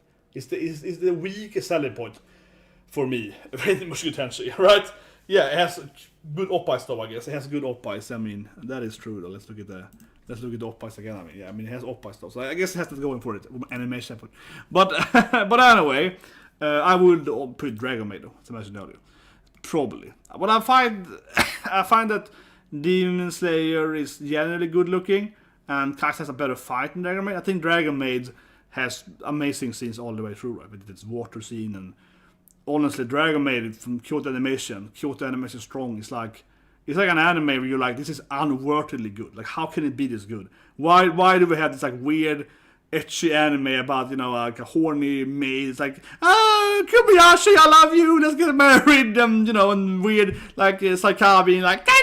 So yeah, this weird anime, and it's so goddamn well animated. It feels like the animation budget for the anime is like 10 times higher than what it has to be, because it's like a funny comedy ecchi anime. But, you know, it's Dragon Maid, yeah, it's an amazing show. I'm not even gonna vote for Tensei. I finally had the chance to vote for Rudy. I don't think I'm gonna do it, because I don't think that's the best part of the anime. And Vivi had good animation though. I mean, I guess Wonder Egg Priority has good animation though. It doesn't have good direction. That's absolute horrible crap. But it has good animation. At least it makes more sense here. But I love it though, that this keeps confirming what I said earlier, right? The only reason Wonder Egg Priority is like in every category, because they always do it every year. They always have to push the anime, right? So this year they decided, I said earlier again, they decided to push the suicidal lesbians, right? You know what I mean? It was lesbians and they're suicidal, right? So they pushed this anime, even though it has a worst ending ever, right? Almost, because it is more animes that are worse too, right? That's a good point, yeah. The only reason, that's also a good point. They put Mushoku Tensei in the weakest category, right? That's a good point, yeah. They put Mushoku Tensei in a category where it actually will easily lose to, right? Because, yeah, again, I voted for Dragon Maid, even though this is my favorite anime of like 10 years, right? I still voted for Dragon Maid, right? For animation, because I'm just being objective here, right? Best I can. And otherwise I would vote for Demon Slayer, honestly. Also bad at, right? With the whole Mugen Train thing. Because it has a movie budget. But yeah, I wouldn't even put it in. It's probably like my number 3 animation, right? On this list. So it's a good point, yeah. They put Mushoku Tensei in like his weakest category, animation, where, you know, best boy, best protagonist is where easily should win, right? So it's kind of stupid, you know. It's just a way for them to be like, oh, it's 6 characters and opais. No, we can't have it win, right? You know, we can't have it win, right? So they're doing it. Okay, so best character design, Mushoku Tensei, I would probably say, honestly, right? You know, with Ghislaine. No, but this is a category where I feel they always really do this weird fatal thing, because obviously best character design for me is, you know, you make something cool and this kind of something unique, right? So I guess Yoyo is like, for example, a good pick here, right? Ida-10, I would say has really crazy character design with Miku and the stuff and Tentacle and so on. That's a very weird character design. That I would maybe nominate here, right? Pretentious I mentioned, of course. I would put here. Has interesting fantasy design and so on. Dragon's Maid, maybe, right? Has some interesting picks. I guess Skate, even though I think it's a very overrated anime, Skate has interesting character design. So here's a category where I would love, for example, to see Skate win for some stupid reason, right? Because it's like a stupid character, right? But unfortunately, I feel they don't really have this, like, again, you know, what is character design for them, right? It's a very weird category because they usually take the. And also, you could argue that is character design purely visual, or is it also like, you know, the storytelling, right, and the actual character design? Where I work, right, with game design, so right, a character designer for us, right, is a person that also probably writes the lore or whatever. Yeah, someone that you know, character design is kind of like, because we have character artists, right, you know, this is kind of doing art, right. Character design to me feels like someone does a package of like lore and history and personality and so on, right. So, but I don't think they usually have that. For me, I think this is mostly like a visual thing. I think this is mostly it's like the visual, the clothes or whatever. I think so. I mean, I guess it's a Kaisen. Or Tax is interesting. That's a good point. Or Summer Ranking probably should win. This is what I mean. If you don't look visuals, but you know, healing and so on, think about the actual categorization, right? Yeah, see, Skate was nominated. This is what I think, because Skate is very visual and has a very interesting character design. Like, I don't think it's a good anime, but I think it has very good visual design. Right? A little bit. Like, Monterey Pure did everything. God damn it. Stop shilling this shit anime. It's so embarrassing, too, that they're shilling this anime, because it really is a crappy anime. It has one of the worst endings this year. It's a crappy anime. It's so ridiculous now that, I said it like 10 times now, right? It's only here because of Yuri lesbian anime with suicide. Right? That's the only reason why it's here. But now it's getting ridiculous, because now they have it in like almost every category. And they do it every year, too. Every goddamn year, right? They put like Mega the Box every category one year, and now it's this anime, right? And one year it was like Carol and Tuesday, because, you know, lesbian singers, right? You know, it's always like they take one category, usually that with female main characters, right? Like a bunch of female characters, and they put it in every category. And that's why, not to go political, right? Because I don't try to do it in the channel, but you have to go political with the Anime Awards, because they're always just woke SCV crap, right? They're so focused on hating animes with sex jokes, right, and so on, right? Hating Mushoku Tensei, hating shonen and stuff, right? Hating, you know, mainstream animes, and always pushing this like girl power animes. You know what I mean? Always pushing like it's like the most obvious thing ever. And it's the same thing every year. But this is getting really ridiculous now, because they have one rank priority in like everything. Doesn't matter what's happening, right? Oh man, you're gonna keep waiting for eating, man. I'm gonna eat after this. Then it's soon over anyway. I mean, come on, you gotta stay for the last few things here. We're gonna quicken now though. But honestly, also my ranking, visually stand. This is what I mean. This is a horrible category, because this visually very appealing character design. This is like interesting from a writing standpoint, right? Categorization, right? So I think Ostoma ranking is by far 10 million times better than this anime, right? But they shouldn't even be in the same category, because they're so different. This is like visual character design. This is like lore, right? Character backgrounds. So it's very, very weird to even have them in the same category. That's why it's always, they can't even define their own categories, right? They shouldn't be in the same category. But anyway, best score, I don't care, honestly. I don't care. Best music, it's 6, I definitely disagree. Mega has pretty good music. Or Tax, pretty good background music. It's obviously Vivi, I'm thinking about it. It has good music. But again, why the F is like one rank fewer than everything, right? And Vivi started to have a lot of, like, it started to be, all Tax obviously is everything to be. It's actually good though, but like, yeah, like why is Vivi starting to be in everything, and Old Tax is in almost everything, right? And of course, this is also one reason why the Anime Award sucks, right? Because if you go down the list, you always find that it's like 3-4 animes, like these 3 animes that they keep having all the time. So eventually, it's just like it's like the Oscar nomination 10, yeah, it's like the same thing all over again, right? Suda never wins but should win. He's God in Femesalonata, come on. I really don't. I guess, you know, I would probably vote for Ayane Sakura and Gabby. She literally makes Gabby incredibly dislikable. So, you know, she makes it happen. Yeah, I guess so. Actually, okay, so I'm sorry. Gabby is good. She's a great voice actor. She does a lot of animes, right? But Aoi Yuki as Kumiko, when I think about it, that's the whole anime. Just her being like, yeah, be Yeah, the whole anime is her being like, me neither, you know, that's the whole goddamn anime. So, okay, she wins, so she's the whole anime. It's like they gave her the novel, right? Just read the text of the novel and do these cute noises. And she's like, yeah! You see her voice. She did so many animes too. But I was always gonna go for Gabby, because I usually like Ansukara. I like her, you know, in like Girlfriend. Honestly, I think Girlfriend is a much better role for her. You know, when she's like Saki in Girlfriend. That's a better role for her. When she's like beats up her boyfriend all the time. And also, of course, she's also in, you know, like Quintuplets and all that. She of course plays Yotsuba-chan, the best girl in Quintuplets. But I have to say though, our Yuki, she's like, the whole anime is her voice, right? This whole anime, without her, wouldn't be the same anime. She's just the whole show, right? She's just like, also, I can't do her voice, but she's like, me 90! That's her voice, come on. She's also, of course, Tamaki and so, you know, naked girl in Fire Force, right? And she's also Diane, of course, in Seven Deadly Sins, right? Yeah. And she's like, Kingu! So, yeah. I think I have her voice, you know, down. Come on. Kingu! That's exactly how she sounds. And she's always like that, Minaide! Kingu! Come on, she puts up the eyes so much. I got her voice down, come on. Oh, yeah. My dress-up darling should win this thing and also win Best Girl. If my dress-up darling should win... My dress-up darling should easily win Best Girl next year. But... this is, I said it last year, Crunchyroll is making me hate Wonder Egg Purity, right? Like every year, Crunchyroll makes me hate an anime. Because now I'm just like, why is this goddamn character in every category? She's the worst girl of that anime. She's the worst character in that anime, of the 4 main girls.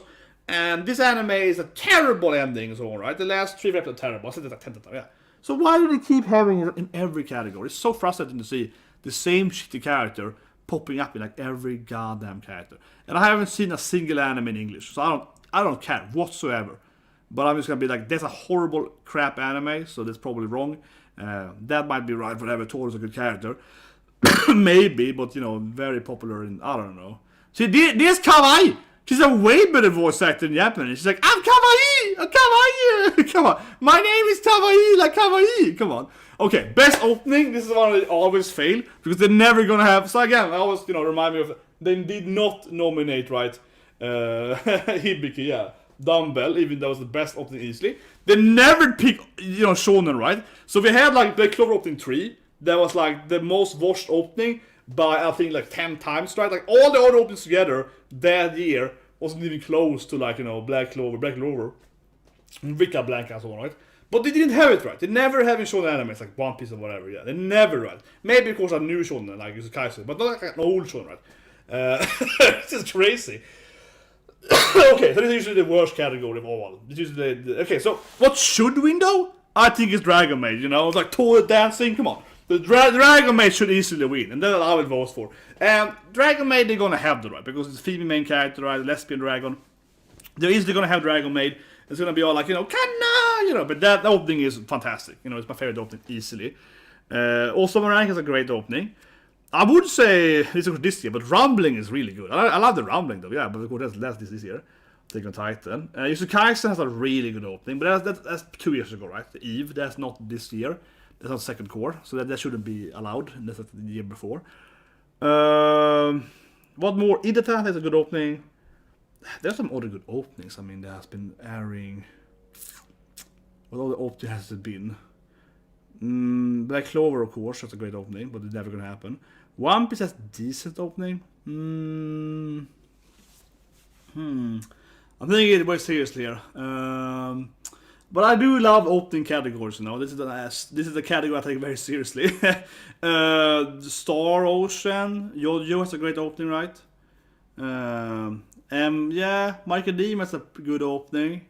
But that's probably not gonna be here, because it's like a shonen show, right? So they probably won't nominate that, like Black Clover and so on. They probably won't nominate shonen shows. So, Yusukaisu perhaps, but not like old shonen shows. Demon Slayer has a pretty good opening. That's, I guess, started last year, you know, the entertainment industry. I guess, started this year. Dragon Maid, I mean, obviously it's my easy pick here. I'm not even questioning that, right? Like, I think Dragon Maid is by far the best opening. I don't think the old anime is even close.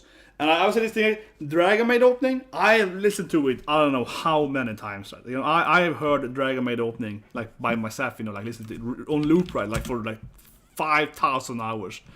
But I can go here and just look at my own YouTube, the openings I've seen, right? Because YouTube is gonna have them in my playlist. So, yeah, the Megalemia. I do like. Oh! Okay, now I remember one girl. Let me get her poster. I haven't put it up yet. Let me get the poster. There's one girl opening. Is it this one? Oh, what is that one? Yes, this one. Okay. Oh! I almost forgot. This opening, guys. This opening. Okay. Oh, look at it. Oh, I haven't put it up yet. Oh, look at that. Ooh. This girl, Easy Love. Oh, look at it. Oh. Easy Love.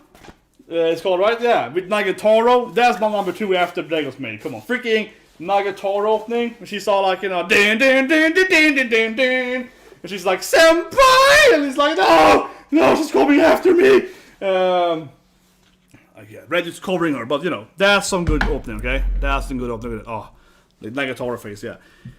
Haven't put that at post yet. Should do that. Here you see some of my, you know, my openings here. But yeah, like Senpai and so on. Black Clover, you know, you can see the openings I have listened to. Eve. Also American Opening 2, but that's this year, I guess. Vive is a good opening, of course. But anyway, okay, better list. But yeah, Wonder Egg is like an every list, right? Wonder Egg is like, that's a good opening. But yeah, Easy Love from Nagatoro. One opening I like a lot is like Butchan, you know. She's like, Butchan, yeah, singing about their love there. Kuro Maid and Butchan. It's a cool opening. But yeah, Dragon Maid should win this. Oh yeah, of course, Vampire so easily, of course, when they do the dance opening. And also one opening no one like cared about, but I liked, is of course Sakuga. It's a very cool opening. We'll have this like text or so on. Maybe I can show you that. That's really good opening. No one has seen this opening, right? It was animes under everyone's radar, you know. Sakuga opening. I think I have it here. I have it some image at least. Here's one image. No, that's Sakugan. Sakugan. Okay, why don't I have any opening images? But it's really, really good opening. Like no one talked about this poor anime.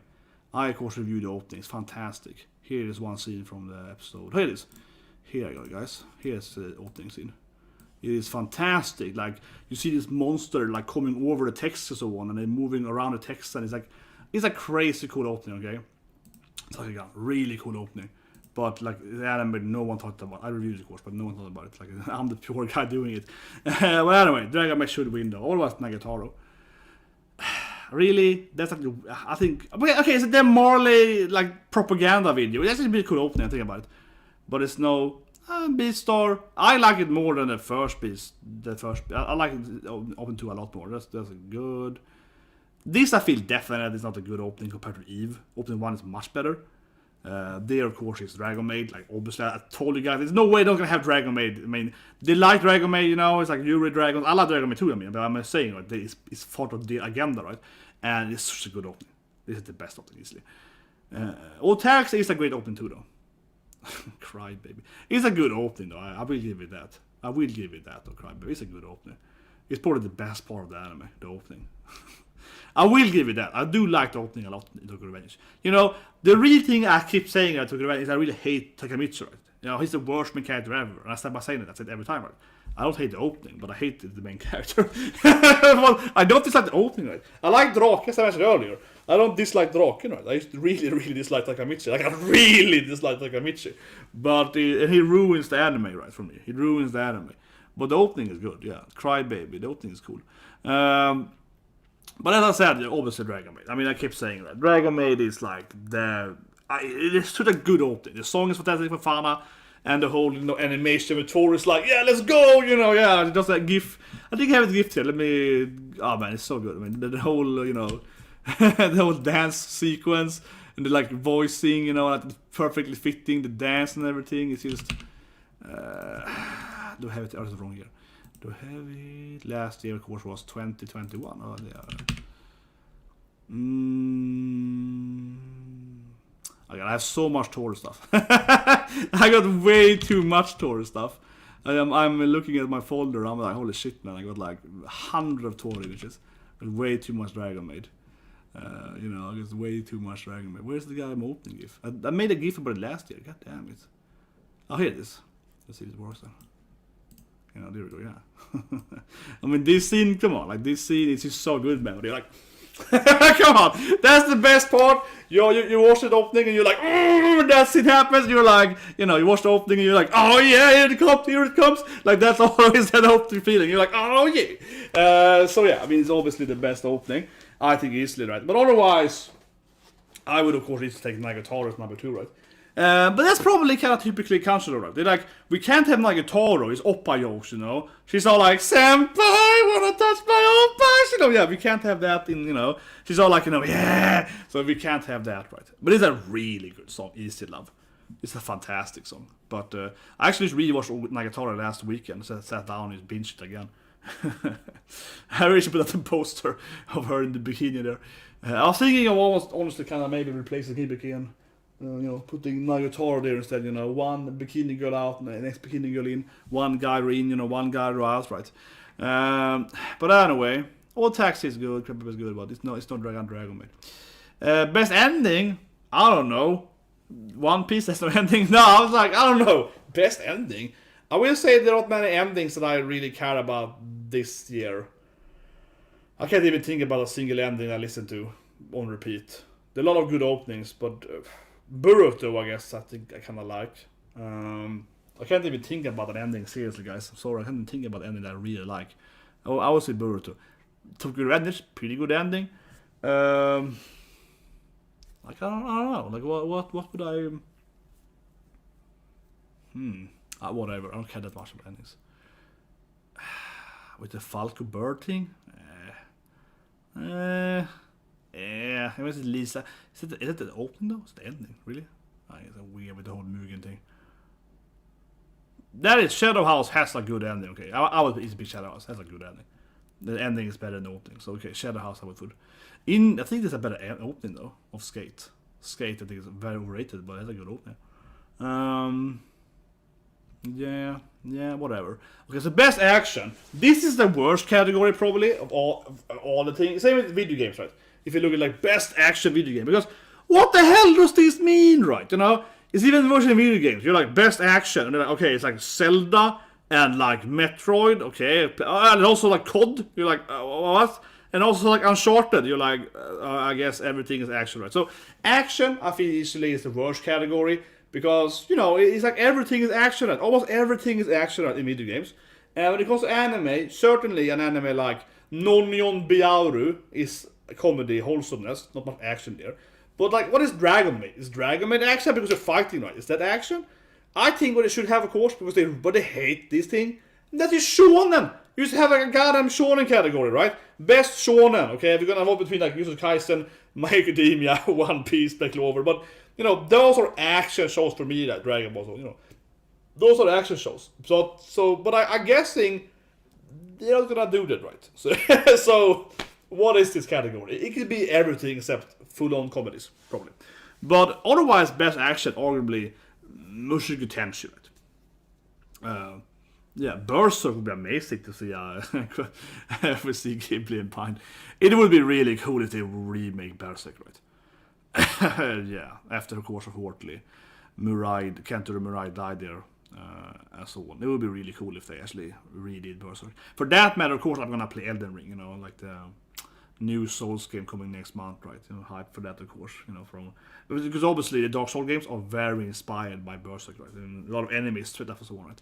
From Berserk, so that would be cool next month. But I'm thinking of. I actually looked yesterday if I can pre-order the collector edition because I have too much money, so I can buy stuff. No, but it's kind of like I'm at that age in my life where I can obviously waste money on this stuff. So I'm like, yeah, collector edition, Elden Ring. It sounds pretty good. $200, whatever. It's kind of like that. Not really, but a little bit. But I do really like Sekiro and so on. So I kind of it was, of course, it was sold out everywhere. But I'm gonna try to buy the collector edition of Elden Ring. I'm just really bad at ordering stuff early. The same thing with Nier. I was like ordering it way too late. Right? But I do have, I try my best to get some collector, like things like the Resident Evil, collector edition, like steel book and so on. Right? So I always try my best to get steel books and stuff like that. But whatever, let's go on. But yeah, I would love to see Berserk remade. Again, action. It's like every anime except, like half the animes, right? So Demon Slayer, yeah, the basic shonen stuff. This is done nice on, really. I mean, it's not a terrible anime, but I just feel like it's not even comparable to these animes. Yusuf Kaisen is the one. Vivi is like, I guess. This is what I mean. Like, why is Wandering Pure in everything? I don't have, whatever. Lesbian suicide. I said it like 10 times. Right? I don't have to go into it. And I feel like a broken record, right? Because like every goddamn category, they for whatever reason feel they have to nominate Wandering Purity. And this is exactly what I said when I started the stream, right? They always find an anime about female main characters that are somewhat Yuri or whatever, and they put it in every category. And this is clearly proving my point. This is stupid. This is really stupid. Stop having Wandering Priority in everything, right? Old Taxi is in almost everything. But it's an amazing anime. Old Taxi is a great anime.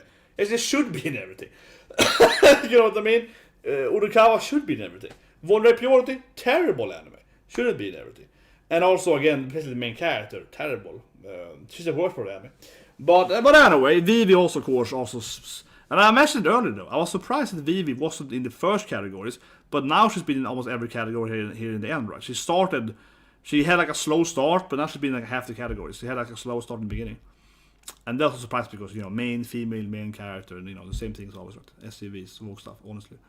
I sound like I'm super anti-left or whatever, but I'm just like, when it comes to this anime stuff, I definitely feel anti that part, because it's just like, come on.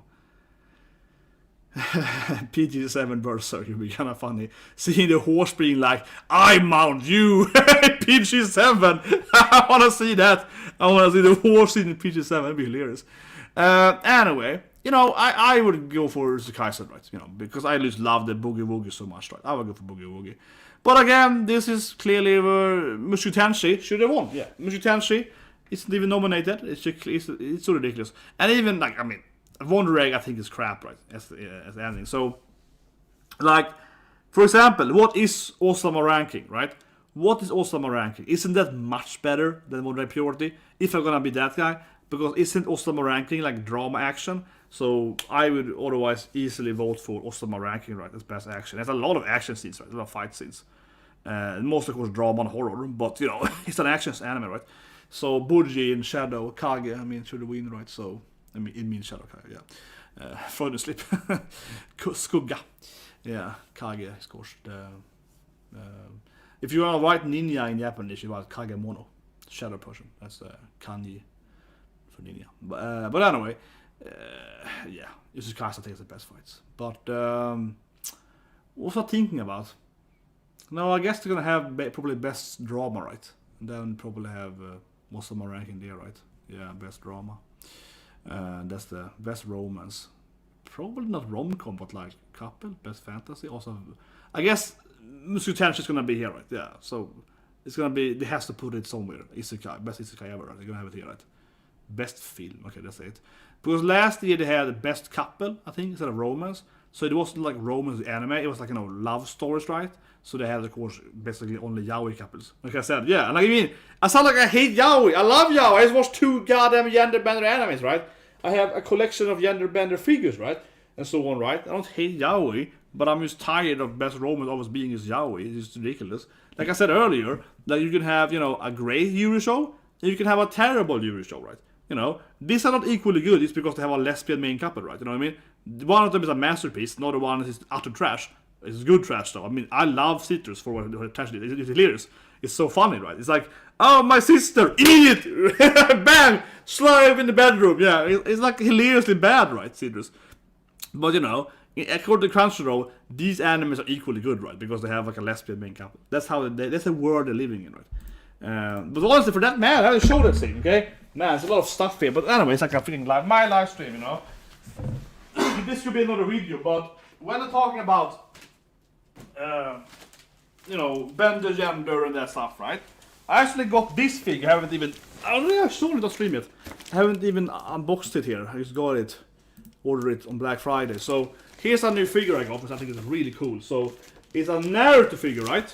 But instead of it being Naruto, but that's lame, right? That's easy. Here you can see how it looks. I'll open it.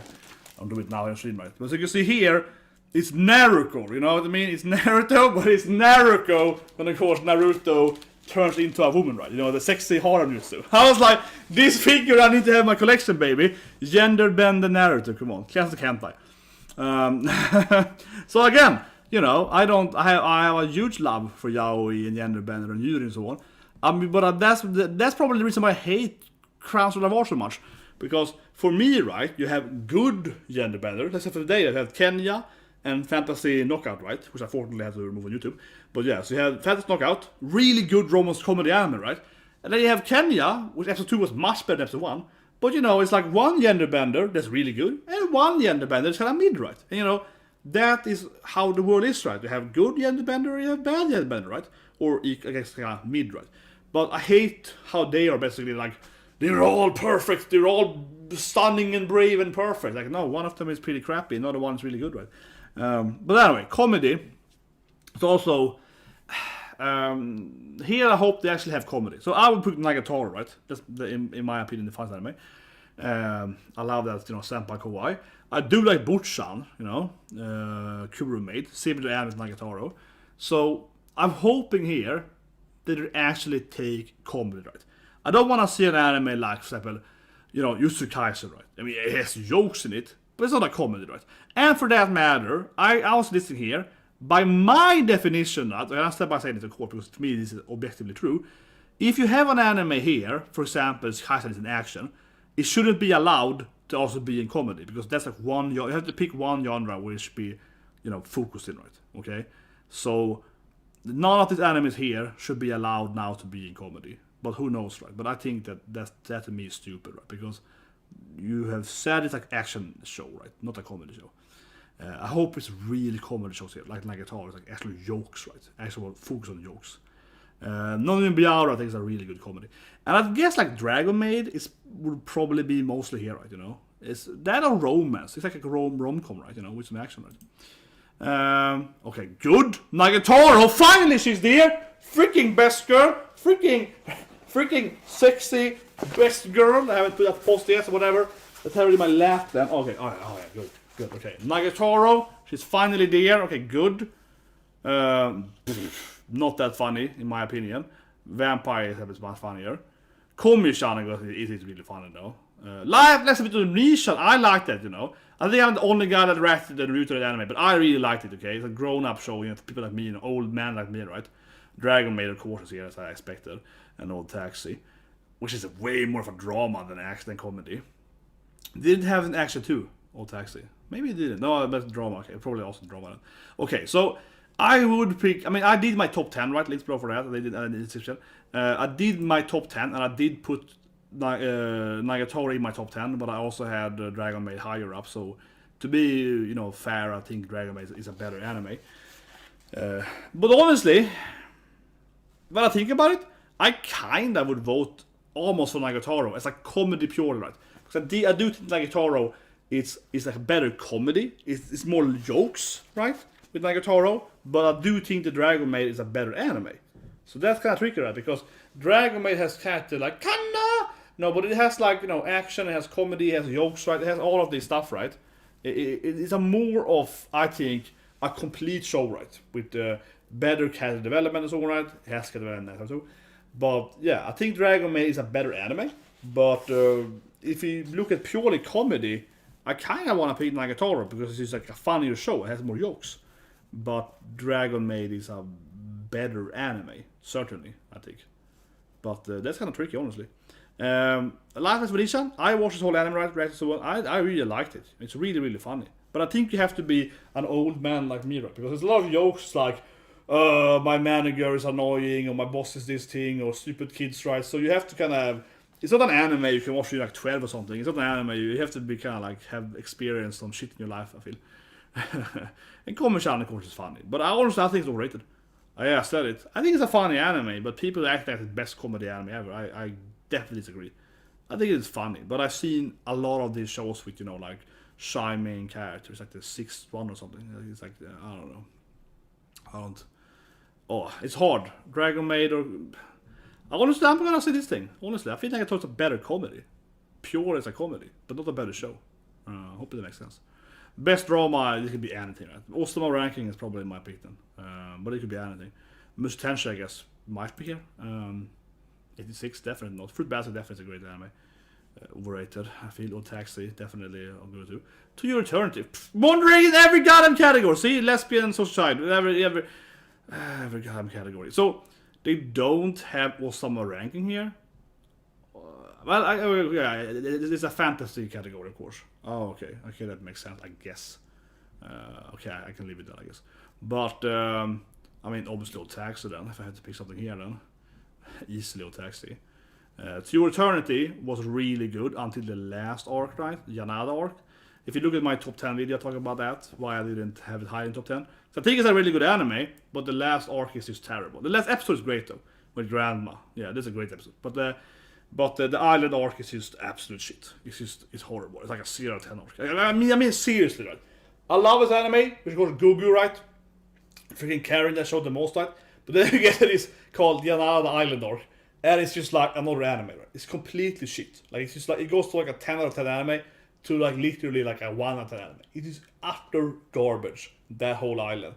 The new girl is so dislikable, and suddenly they have like superpowers, right? Like we have the return of the bad girl. She can like fly over fire, and it's like she can survive him jumping on her in his beer size, and it's just like, and there's just so much crap happening in that island arc that is both like it just destroys the storyline, it destroys the narration, it ruins the characterization of like 3 characters, and it also just makes everything unbelievably stupid. How like they have powers now, and it's just like it's just so predictable everything. The person in the boat, that island arc was this was so bad. It was literally 1 out of 10 in my opinion. It was incredibly bad. Like, it's insanely bad. And also, you generally hear how incredibly dislikable that new girl is. Tomari, their name is. Holy shit, I hate it so much. And obviously, Wonder Pure is crap. And I don't know why they keep having it. Oh, actually, I do know why. Because it's lesbian with suicide, okay? I do know why. But Jesus Christ! Give it a rest already, Crunchyroll. You can't have it in every goddamn anime. People even hate this anime. Look at it again. It's like freaking 5 out of 10. People hate this anime. It's not even popular among people. So it's like really disliked, you know, by like majority of people too. It's like 5 on anime lists. It's like 1, okay? Like less than 6 is like a 1 in this, you know, because no one ever votes for crap, right? People usually vote for like 10 or 9 for everything. Yeah, terrible anime. Holy shit! Why do they keep pushing it so much? But anyway, best romance. Did Tonikaku air last year? I kind of want to say yes. Did it air like 1 year ago? I want to say, you know, Tunigaki to the Moon, right, aired last year. It's a wholesome anime. Mushoku Tensei, I guess, has not good romance. Oh, sorry, but if they have Mushoku Tensei here, you know, Aries x Rudy, that would be hilarious. That would be hilarious, right? Mushoku Tensei, like, best sex scene. Best sex scene. Oh my god. Oh my god, I have one thing. It would be hilarious if they had, Aries and Rudy. It's never gonna happen, right? But it would be hilarious.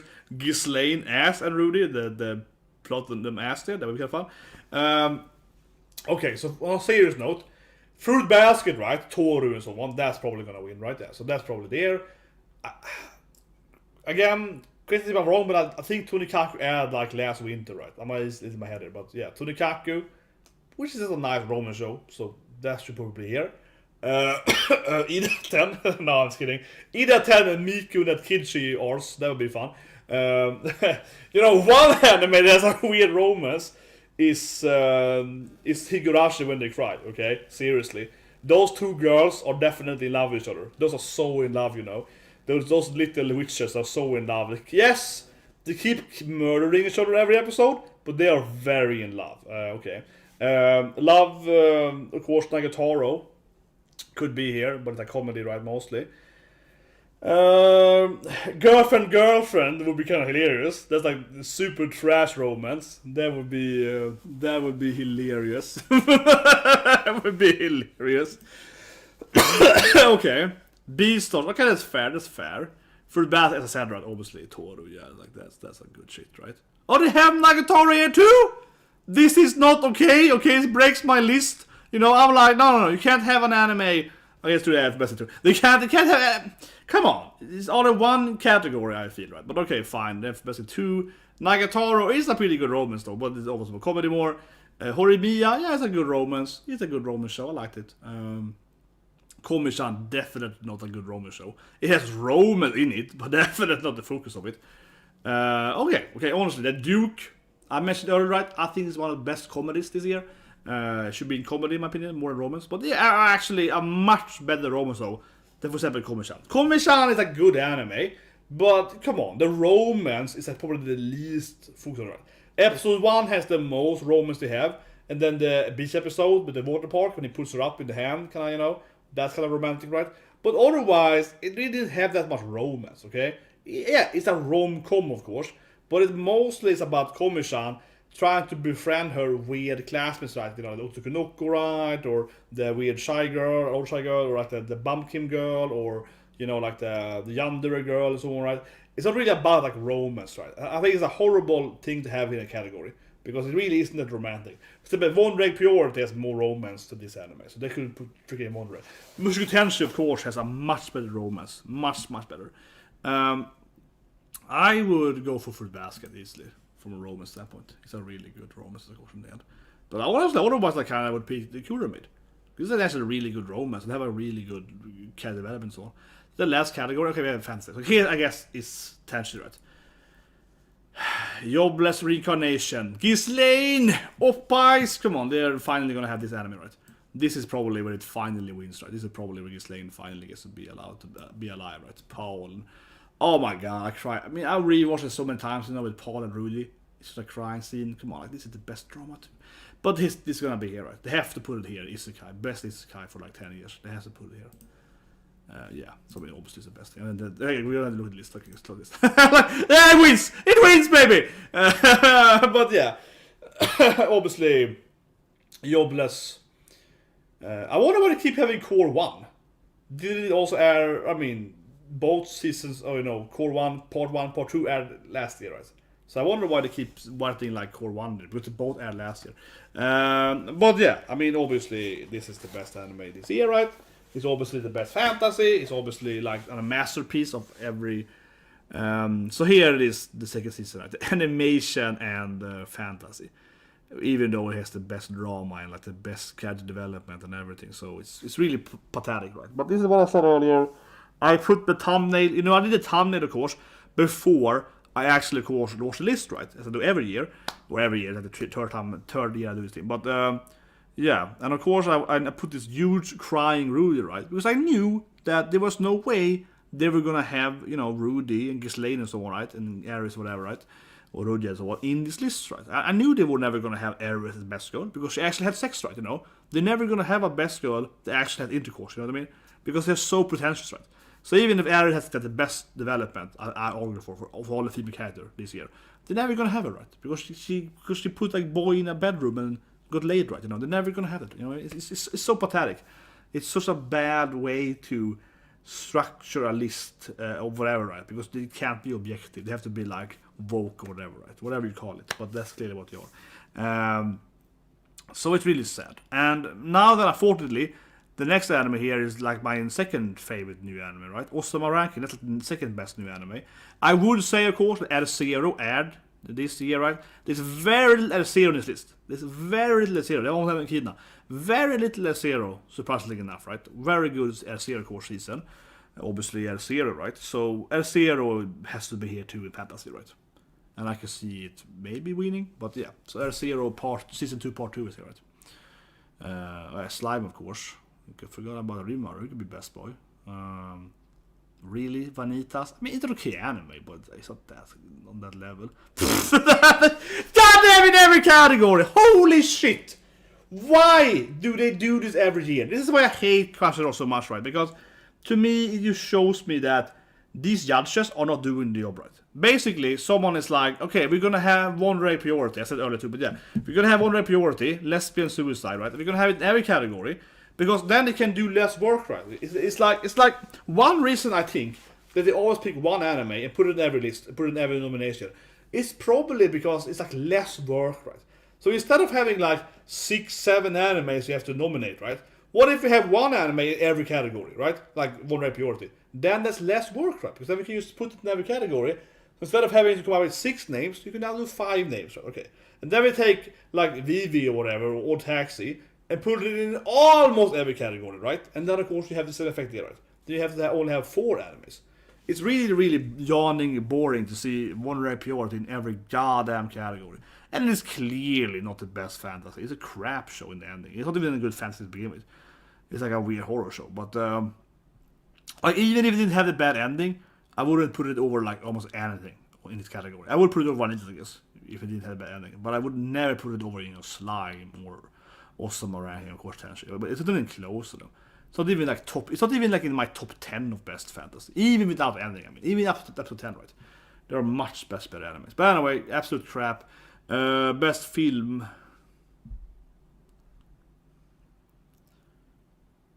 Yeah, it's a great point. I haven't checked out best anime yet this year, but I can see. You spoil for me now. It's fine, but I understand what you mean.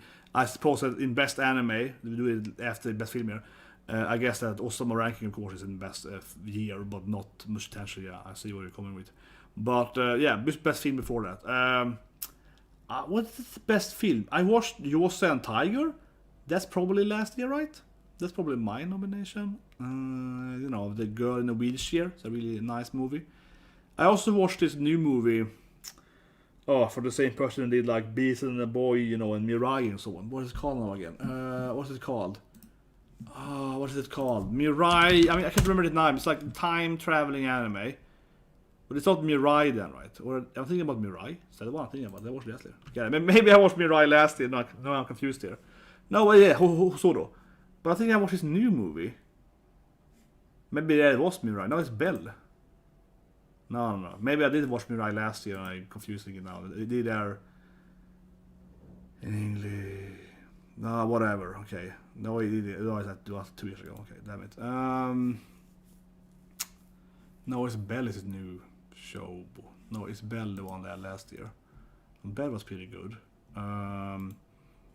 But when did Yose and Tiger? Wasn't that last year?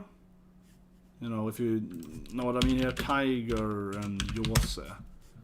Is that what it's called? Yose Totoro. That's last year, right? Yeah, because it aired in no, damn it. Okay, it actually aired like this December 2 years ago. It aired like the last. Damn it! See, I was thinking like Yose and Tiger, right? Because that's a great movie, really sad romantic movie with this girl in a wheelchair, and the guy wanted to be like a aquatic kind of researcher. But that movie was released like the last of December 2 years ago. So I guess it shouldn't count. Damn it! What anime movie was released last year? Because I was thinking Yose. I also watched Yose last year, right? Because it aired like 8 December or whatever. So whatever. Okay, so Bell is there. I said right, Bell. Yeah, that was the one here last year. Demon Slayer Mugen Train. Didn't know that aired 2 years ago. Because that was when the stock jumped so much with Sony. That aired 2020. That aired like because. Let's see, the Sony stock wasn't that. Yeah, that was like 2020. Then I'm 100% sure of, because the Sony stock jumped like 20% based on the success of Demon Slayer's movie mostly, and that was the earnings report of Sony in like November, I want to say 2020. So that movie did not air last year. I'm 100% sure it aired because the Sony stock. I showed it on the video, but whatever. It's like a side note, but I can take it up here. The Sony stock. I have it in my watch list, of course. Because I have money in Sony. Of course, I have a few $100 in Sony, right? Who doesn't, right? And Nintendo and so on. So I can show you. Let's see. This is how I usually use for my Sony watch list. Too many clips up. Oh shit! It's a red day today. But anyway, let's Sony. Oh wow! Sony's on 7%. God damn it! I didn't know this. My money, my money. Sony is down a lot. I did not know that. Maybe I should buy more then. But anyway, so here is the Demon Slayer release. You can see it here. So here's the Koof, right? Here's the Koof. It falls down here. The Koof. And then you can see here. Here is Sony's earnings report. This is 2020. Yeah, SBUSA release, right? But this is 2020 here. So here is Sony's earnings release from in October and November, and you can see it jumps here, right? So Sony was worth around 72 here, and then it jumps to like almost 115 here. So it jumped like insanely amount here over these months because of the earnings of Demon Slayer primarily, because the anime. And then they also, of course, bought like Funimation or Crunchyroll and Sony, so what happening here, right? So you can see the Sony stock went like crazy here, and then it went down a bit, and now it's definitely higher. So I'm up in my Sony, but me, Jesus Christ, I didn't know this. I saw it now here. I'm 7% down today, Sony. Because I have like, I don't know, let's say I have like 2,000 bucks maybe. So that's a lot of money. Red day today. It's probably red on like, let's see how the stock looks in. You see here, guys. Obviously, entertainment issue. Pure for entertainment. But very red. We can see the Asian market. Nikkei is only down 3.0 though. So I guess Sony has bad news because Nikkei has barely moved down here.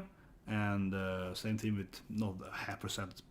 It's a lot, I guess, for Hong Kong. But still, Nikkei is barely down. So, I don't know. Sony probably has a bad day then. Anyway, back to anime. No, that's the wrong thing. Back to anime.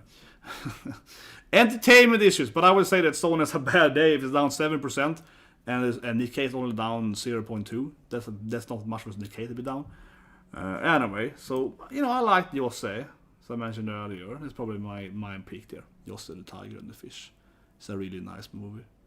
But yeah, Demon Slayer, I guess, as you said, is the USA release, right? Because as I showed you, that was released in 2020. Because I remember that day very well there when Sony jumped like 30%. If you do a lot of stocks in your head, right, you remember those stock days.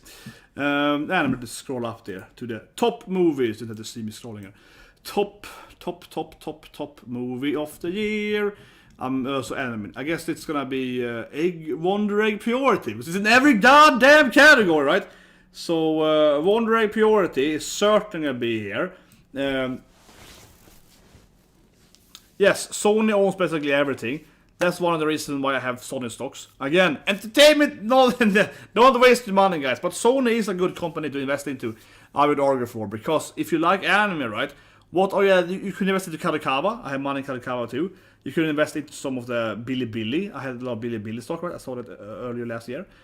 So if you want to invest into anime, Sony is probably your buy-in, right? Otherwise, Bilibili, of course, the Chinese YouTube kind of thing, right? They have all this.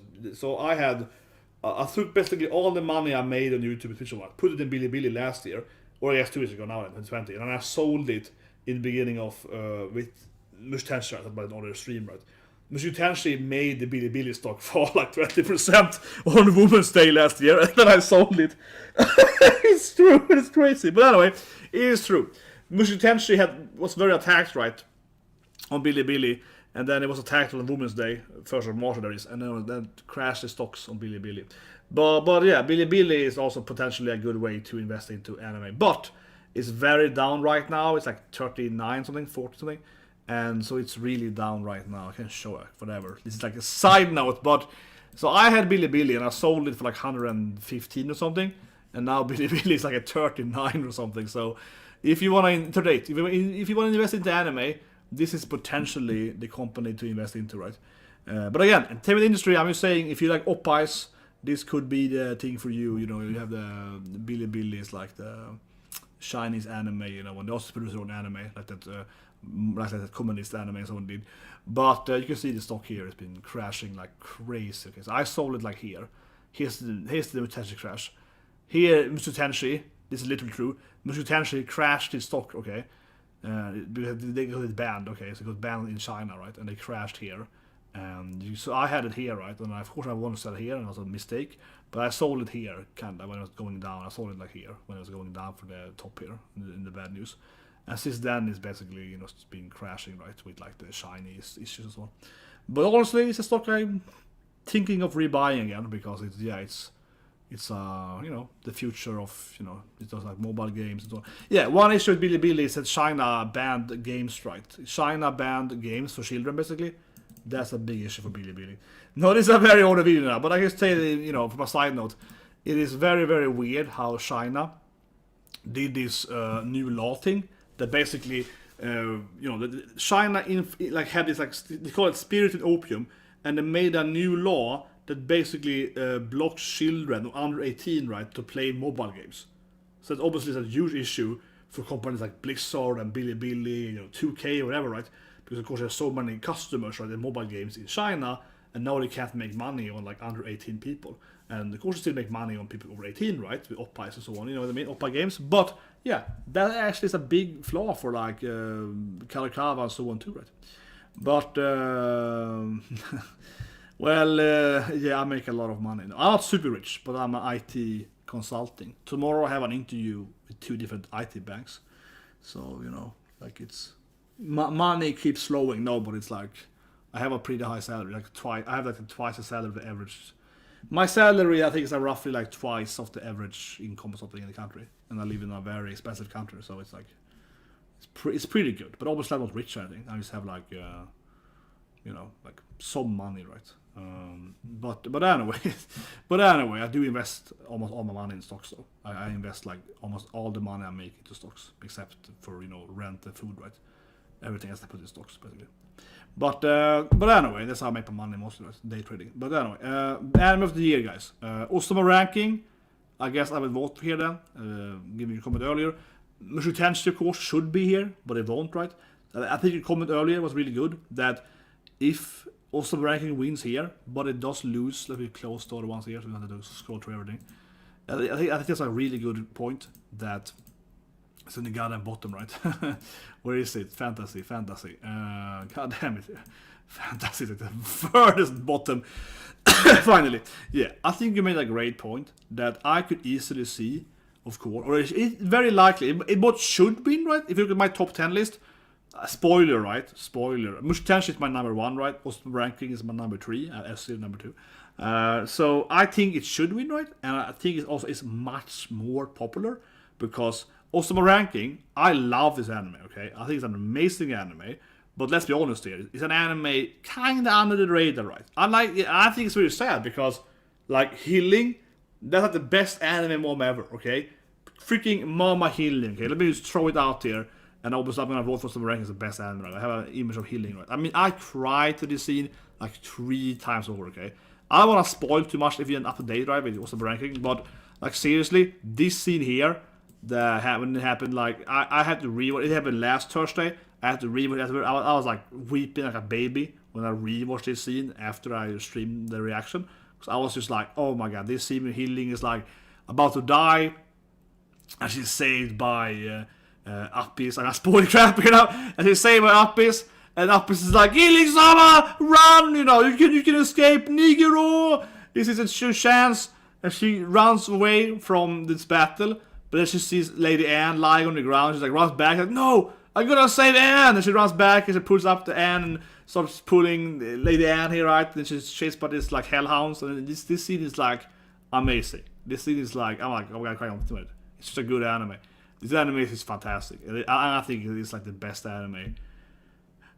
Except Mushoku Tensei, right? Easily. Of the new animes. Easily. Like these 2 animes. Mushoku Tensei and also my ranking is like the number 1 and number 2 of like best animes by far, right? The only reason I put like L0 higher was like I was like, Osama ranking isn't finished yet, like it was the half season, right? And also L0 was like season 4 whatever really, so after the cheating I felt. But anyway, that is just a good show, right? It's just a good show. But even though I really love it, it's very under the radar. So already here I can see this anime beating it, right? Because obviously very few people have actually seen the anime, so it's probably gonna lose here, right? And but this might win here. It'd be kind of hilarious, yeah, if it wins. If it wins in Anime of the Year. So, okay, Anime of the Year is gonna be One Direct priority, I guess, because it's in every goddamn category, right? VV, I can see coming to, right? What more is gonna have? Jujutsu Kaisen, maybe, I guess. It's like core 2. I think on Titan, I guess they love to throw in that shit every time also. Even though it's like a part 1 kind of thing, so it's kind of stupid. But Dragon Maid is one of my favorite animes. I would just put it here. Fruit Basket I could see being here, right? With Toru and so on. Final season. Let's start. 86, of course. God damn it, this shit anime. Oh, it's so bad. Such a superficial anime. Oh, it's overrated as hell. I think, as I said, right, incredibly bad pick, I feel, because that's like the weakest part of Attack on Titan, in my opinion. Honestly, right, I think it easily is the weakest part of Attack on Titan. The whole Molly, Gabby, the main character, I think this is the weakest part of the whole anime, right? Literally. I think the current part of it right now, kind of now when Eren is going evil and is going to do the rumbling and kill everyone or whatever, I think that's the best part, arguably, right? I think the weakest part is literally last season, when they have the whole Gabby is the main character and so on. I think it's really weak. Its pacing is slower than usually. The whole moral perspective isn't that interesting. I think it's overstays welcome very quickly. So, yeah, I think it's a horrible for the best anime. It's just because it's popular, you know? It's like they don't have any shit to do, right? Utsukai said as a guest, yeah, again, popular shit. Come on, what's the best anime? The best anime is like Dragon Maid. All tax, of course. That's yeah, okay. All tax and also more ranking. This is kind of what I expect, right? As I mentioned earlier, yeah. These are two I expect. And Sonny Boy? Ah, come on, this is superficial crap. Oh, that is crap. That is crap on a turn.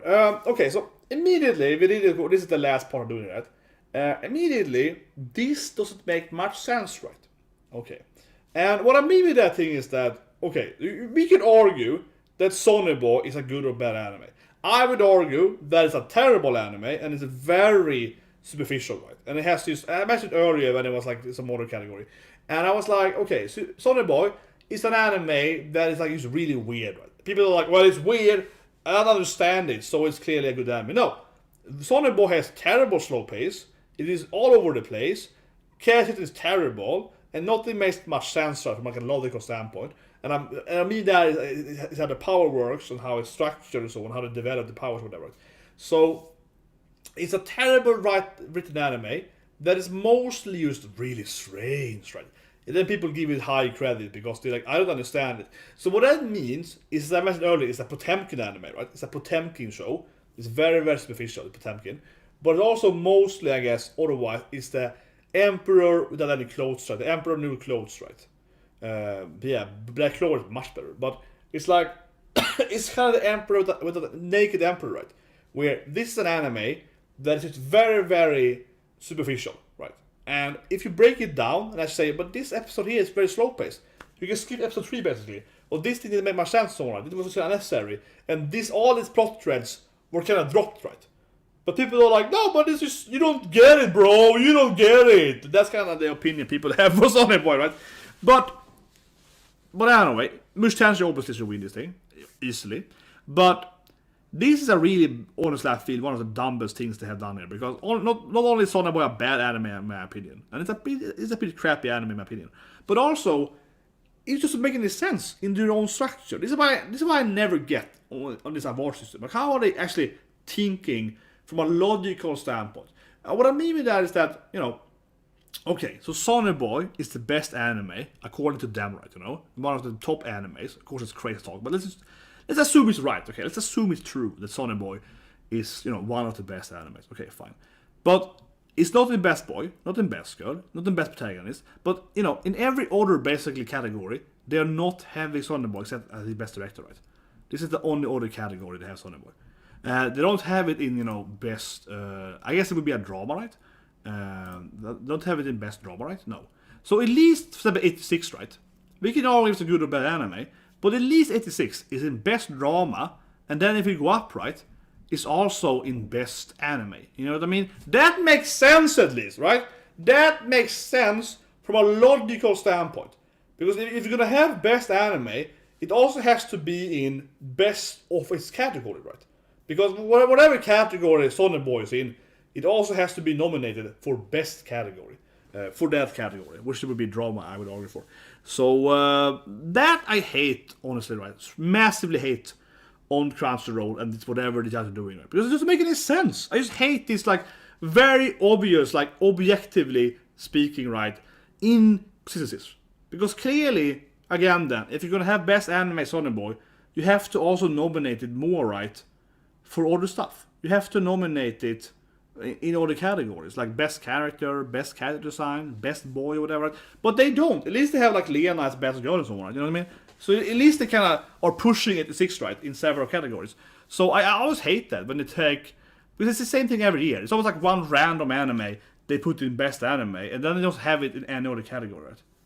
And yeah, it's just like a very strange thing to me, because it's just unbelievably stupid, right? Again, from like a logical standpoint, because but if this is the best anime, why don't it have the best female character, or the best male character, or the best narration, or the best comedy, or like, it's not best in anything else, right? It's basically, it's only one other category. It doesn't have the best opening, doesn't have the best ending, doesn't have the best music, right? Doesn't have, you know point.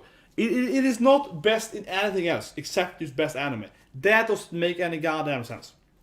And it's always like 1 or 2 animes every year that they do this thing with, right? So that's just really stupid. I mean, also my ranking, they have it in like 10 categories, right? This makes perfect sense. Okay, it's a best anime, potentially. And then they put it in, you know, for example, best boy, Budgie, right? You know what I mean? Yeah, I want the Budgie, right? Best boy, right? You know what I mean? This makes sense, right? You have Budgie and you have also my ranking. You get my point, yeah? It's like in every category. That makes sense.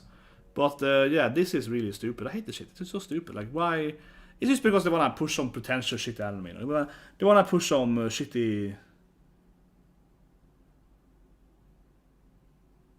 I don't care about the answer whatsoever. But you're probably right. Yeah, like certainly the judges are... Some of them hate isekai, some of them hate oppa jokes or whatever. I mean, it's always a thing. The unfortunate thing I think most actually is it can't be objective, you know? I always try to be very, very objective when I review stuff, right? And try to, you know, empty myself from who I am, right? And just trying to review it. And that's, for example, as I said earlier, when I put the best comedy, I actually do think that Nagatoro is a better comedy than Dragon Maid. But I think Dragon Maid is a better anime, right? So I have to vote for Nagatoro in a category that's purely comedy. Because I think Nagatoro actually is better, right? It's purely in its comedy. That is me trying to be as objective as I can, right? If you want to be a judge, you should be objective. You should be looking at reasoning, facts, right? Logic. Not like your feelings. That's stupid. That is for idiots. That's how idiots act. That's how a stupid acts. But anyway, that's the list, guys. What do you guys think, right? I think that... Okay, let's just do a quick one where I guess who's gonna win then, okay? And we do another stream, of course, I guess next week or 2 weeks from now, when you kind of have the result, right? So, let's try to guess, see I'm right here, right? But of course, now then, it's gonna be purely... My country is on. I don't know what you mean, but I guess you can look at the judges per country. I have no idea who is representing my country. I really don't care. Like, I honestly have little respect for anyone in being a judge, right? And I know people nominated me. I know people nominated me for fun, right? But I don't want to be a... I kind of want to be a judge for the same thing. I don't, because I know how this stuff works. I know how this works. The thing is that if you want to be a judge here, and I would have been like, Mushoku Tensei, best anime! And they would be like, you're a perv, so you can't be judged anymore. That's how it works, you know what I mean? If you're part of this kind of, you know, stuff, right? And you try to push the anime you like, you know, there's like a wrong anime, you know, or wrong things, right? Oh, you like an anime with like a cat girl with big titties, you know what I mean? They would have fired me as a judge, you know? I would be like, Ghislaine is the best female character. They would have been like, you're fired, you know, you can't be a judge anymore. That's how it works, right? So, I would never be, I never would like to be a judge in these things, because I know you have to sell your integrity, right? You know what I mean? You have to sell your soul, right? You have to go in there and be like, who do you think is the best woman? It's like, I guess that suicidal girl is the best woman. Oh, that's right, point for you. Okay, thanks. You know, you'll be like, that's kind of honestly the job, right? I could never have this kind of job. That's the reason also why I worked with some mostly game companies, right? And honestly, I'm kind of popular among the CEOs, right? I'm always popular among the bosses, because I'm not a no man. I'm just, you know, honest, right? So I'm not a yes man, though, right? I'm just like who I am, and I tell you this is my, you know, best judgment on this team, right? So honestly, when I worked at the last game company I worked on, the CEO was always like, I love that you're here, man. I love that you are in the meeting, right? Because you're always telling me what I need to hear, right? You're telling me the bullshit, telling me what I need to hear. How do we sell this game, make money? This is how we do it, right? Yeah. You're not telling me what I want to hear, you're telling me the truth, right? You know what I mean? But most people are just kind of like, you know, yeah, that's how it is, right? And unfortunately, these kind of award shows, right, or systems, they put their agenda, right, and they force people to be in there, right? So in one way, I would love to be in here and actually got nominated and so on, but I didn't get to be a judge, right? But some people sent my nomination and all that. But at the same time, I don't know if I actually would accept it, right? Because I know that I would probably just be like fired or whatever immediately. Because I would be like try to, you know, make the anime I actually do care about get forward, right? But anyway, let's go over the list quickly, guys. I'm gonna guess who's gonna win, right? So, I think it's quite popular. The Titan is very popular, right? So, unfortunately, now then, let's just not care. Let's not care about the crazy Vogue judges, right? And just guess who's gonna win popularity. I can see Kaisen being actually more popular than Titan. Is it cheating though? The Titan is still ongoing. Yeah. So now it's just popularity votes. I'm just gonna vote popularity, right? Also, the judge have some power too. Huh. Well, of course, the judges are tiebreakers. Yeah, of course, yeah. So the vote judge is gonna tiebreak. I mean, obviously, it has zero value when we get to the next week, right? Because obviously, the judge is gonna push the shit agenda. One day, pure is gonna win or whatever. Right? They're always trying to push whatever vogue shit they have on. And it sounds like I really hate, people on the left or whatever, but I don't. And I keep saying, I have like how many people have a Naruto? How many people have like a Naruto? In their collection, right? Come on, seriously. I have gender bender, Luffy, and everything. Like I have like I literally have maybe one of the world's biggest like gender bender and like yaoi figure collection. And I also have futas. I have futanari figures. Down over here I have like a hermaphrodite figure. When I have like the Bible Black figure, it's futa kitame, and I have like the futanari collection. I mean, how many people have a futanari collection? Okay, let me get that one. Well, I'm here at the stream, but let me get that one before I turn off the stream. Okay. I can barely move now. Here it is. Here's one futanari collection that I can't really show you on YouTube, right? But it's like, this is one, futanari figure I have, right? How many people have that figure, right? And here's one of my favorite figures. So I see that box, of course. This is like this huge futanari figure here with Erika, bunny girl futanari figure. Oops. Put that post over there. God damn it, way too much space here. So I mean, how many people, right, have like... God damn it, Togashan. Open it up a bit. Way too tiny box. How many people have like, like this kind of futanari figures, right? Come on. Like this is a huge figure. Ridiculous, like bigger than the radio. And she got a PP, right, So, I think it's so funny that I am probably like the biggest futanari, yaoi, yuri guy out there, honestly. But I just really, really hate how they're pushing it. But it just breaks my mentality, right? Because I am, okay, I like this character. I like the character. It's a well-written character, do you know what I mean? I don't want to like a character because it has the right gender or whatever, right? It just pisses me off so much. Because, for example, the best example why it made me so angry was that last year, 2 years ago? But basically, my favorite anime of 19, is Sever's Girl in Season, right? Which I think is an amazing anime. It's a groundbreaking good anime. It's an amazing anime, right? Who made it in your Sever season. If you haven't seen it, I recommend it extremely well. It's in my opinion, it's the best anime that year. It's an amazing anime about, girls, lesbians and so on, and girls trying to, have sex and so on. It is. It is a masterpiece. I think it's the best anime that year, right? 2019. It's an amazing anime. But the biggest reason, probably, as I said before, go over the list here, the biggest reason why I kind of hate, how they do this stuff, right? They have the Vogue pushing progression stuff, right? It's because what happens then immediately is that when they nominated this anime for everything that year, right? Because they did that. Best romance couple, best girl, best drama, best director, right? They have it in like every category.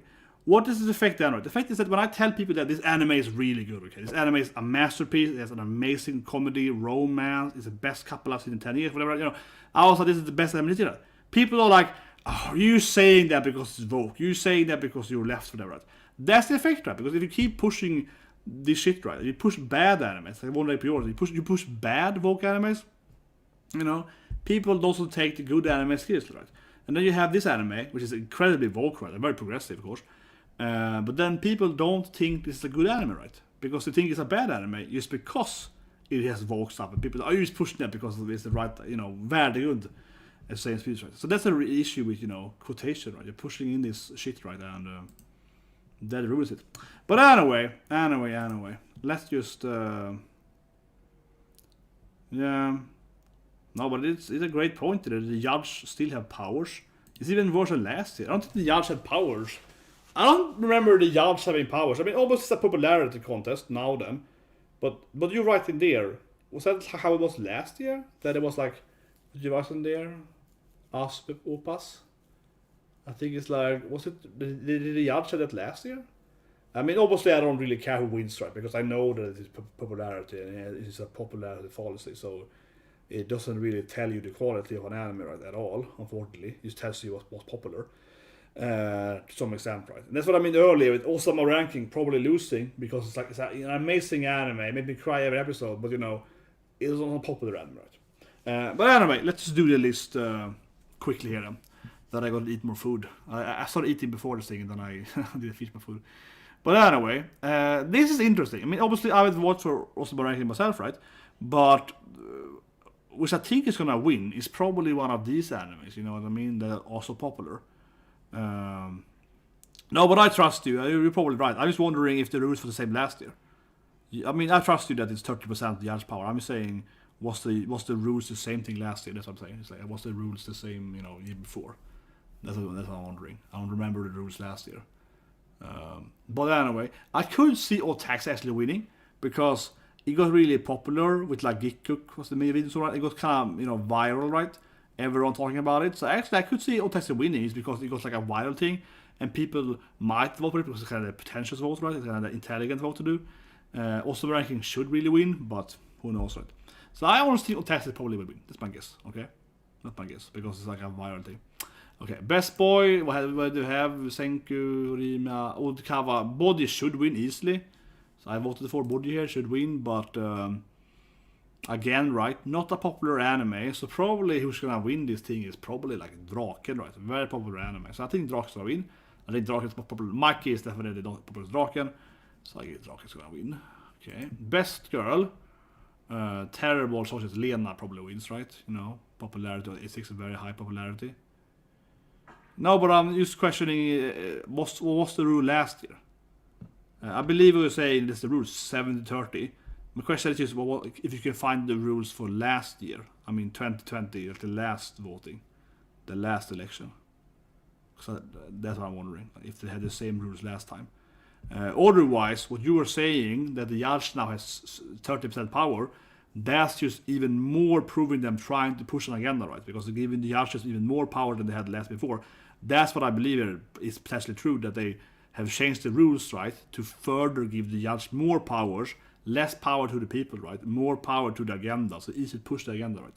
That would be my guess. But anyway, Lena probably wins here, right? Very popular anime.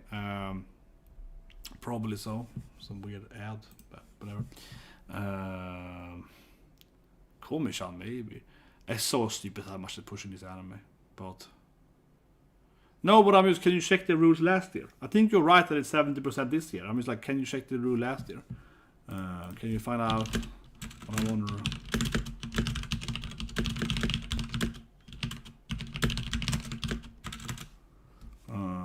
That's the only thing I wonder, right? If you can find the rules the year before. Anyway, Lena probably wins that. the Aaron in double. I mean, I think Odikawa should win. I mean, he really cares the anime. And I think people actually gonna vote for him, Aaron might win, right? Because it's like, it's a popular anime. But really, he's a goddamn antagonist. And otherwise, it's gonna be Budi or Odikawa, right? Because I can't even see them voting for come on. People can vote for that. And I cannot believe how much they're pushing one rape priority. It really feels like no one of the Crunchyroll's judges watched this anime, right? They only heard about suicidal lesbians, and no one actually saw how much crappy show it was in the ending. Because again, I put it out here because it's in every category. Yeah, it's one of the most hated anime last year.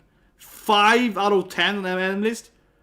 I mean, obviously I'm doing a popularity false here, but I'm just saying that no one's gonna vote for the crap, right? We're talking about voting here. Who's gonna vote for an anime? Everyone hates it. Like no one's gonna vote for this anime because everyone hated how it ended, right? So who's gonna vote for it? So it probably has no chance of winning, right? Anyway, best antagonist, definitely Aaron. I hope he wins the shit. He probably will though, because he's a popular character, right? This is good shit, man. Aaron should win. He should not be antagonist, but Aaron should win. He's the protagonist. This is the protagonist. And it's so stupid because, right, if they have Aaron in both, he should also be in both then. At least try to be, consistent, right? Yeah, he's clearly the protagonist. Yano is okay. Ikina is okay. Even though she's not the main antagonist, so I don't know. Skate. Kisaki is one of the better characters in Tokyo Revengers, but he might win, I guess, because it's a very popular anime. Best fight scene, Boogie Woogie. Boogie Woogie, baby! It's probably gonna win too, for that matter, Boogie Woogie. Otherwise, as I mentioned earlier, Dragon Maid to me, the kiss scene. The lesbian dragon fight scene, come on, that's some good shit, man. Yuri fight scene. I can't see anything else honestly winning. Eren and the Hammer Titan, I don't think people will vote for that. I think Boruto is probably the highest chance of winning than like Eren. Yeah, I don't think people will vote for that. And no one is gonna vote for like Vivi's fight scene. Come on, it's like a 1 minute cool fight scene. It's a cool fight scene, but who's gonna vote for that for Vivi? There's like no one's gonna vote for that. There's no chance that's winning. It's very likely Boogie Woogie is gonna win. Best director, I have no idea people can vote for. People should vote for Old Taxi, right? It really is a good direction. But I guess I'll take a title might win or use Kaiser because of popularity, right? But yeah, it's like... But Old Taxi, again, I can see it winning because it's like the viral hit, right? And also the reason why it's in every category, because they don't want to look stupid, right? So Old Taxi everywhere. Best animation, Dragon Maid should win. Demon Slayer probably wins, right? You know. Best character design, easily. Also, Morankin should win this thing. And here I could see people. I think people really want Old Taxi here. Old Taxi probably wins. But I hope also Morankin wins, because it really deserves to win that thing. Best score, who cares, seriously? I don't care. I guess like people go to VVS should win. Okay, fine. VVS should win, whatever. Best performance, Japanese. Yeah, maybe Gabby, but I probably will give it to Aoyuki, right?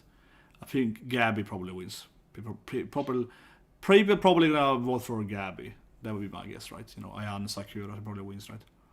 That's probably people gonna vote for. Yeah, the main character, the real main character. Yeah, Gabby, the protagonist. She probably wins, I think. Popularity and a very strong performance, and also, as I said earlier, you know, I think this voice actor, right, Ayane, she does a lot of characters last year. You know, girlfriend, and so on.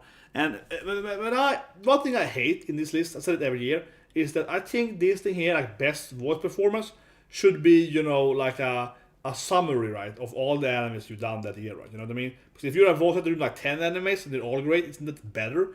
So, for example, she does many characters, right, which are all great. So that's why she's a great character. But Aoyuki also does a lot of characters, right? She does like 10 animes too, right? As the main character, honestly. She's also, you know, slime and so on, right? So, yeah, I don't know. TN slime, yeah. So, you know, I think Aoyuki should win. And she does so many animes. But Gabi probably wins, right? Because that's a popularity vote. And again, in every goddamn category. For no reason, because that was not a good voice acting. But yeah, if the judge has power, they're definitely not gonna vote for potentially. They're definitely gonna be like, no, I don't care about the thing. Dragon Maid should win this thing, right, easily. And I think people are gonna vote for that too. It's a very popular opening. It's a very, very popular, and people really like, you know, Kyoto animation, with all the, you know, death and so on, right? So I think people are gonna vote for Dragon Maid here. But the thing is that I agree that Black Clover has really good openings, right? Of course I do. I really love Black Clover. But I don't think this season should win Black Clover, because that is one of the weaker openings of Black Clover. Opening 13, right? The only opening Black Clover has this year is 13. That's one of the weaker openings. It's not opening 10, right? It's opening 3, opening 6 or whatever. So I don't agree with that actually, Black Clover. I do agree that Black Clover has the best opening in all together, right? If you take all the Black Clover openings, I think it has the best opening list of openings, right? In all summary.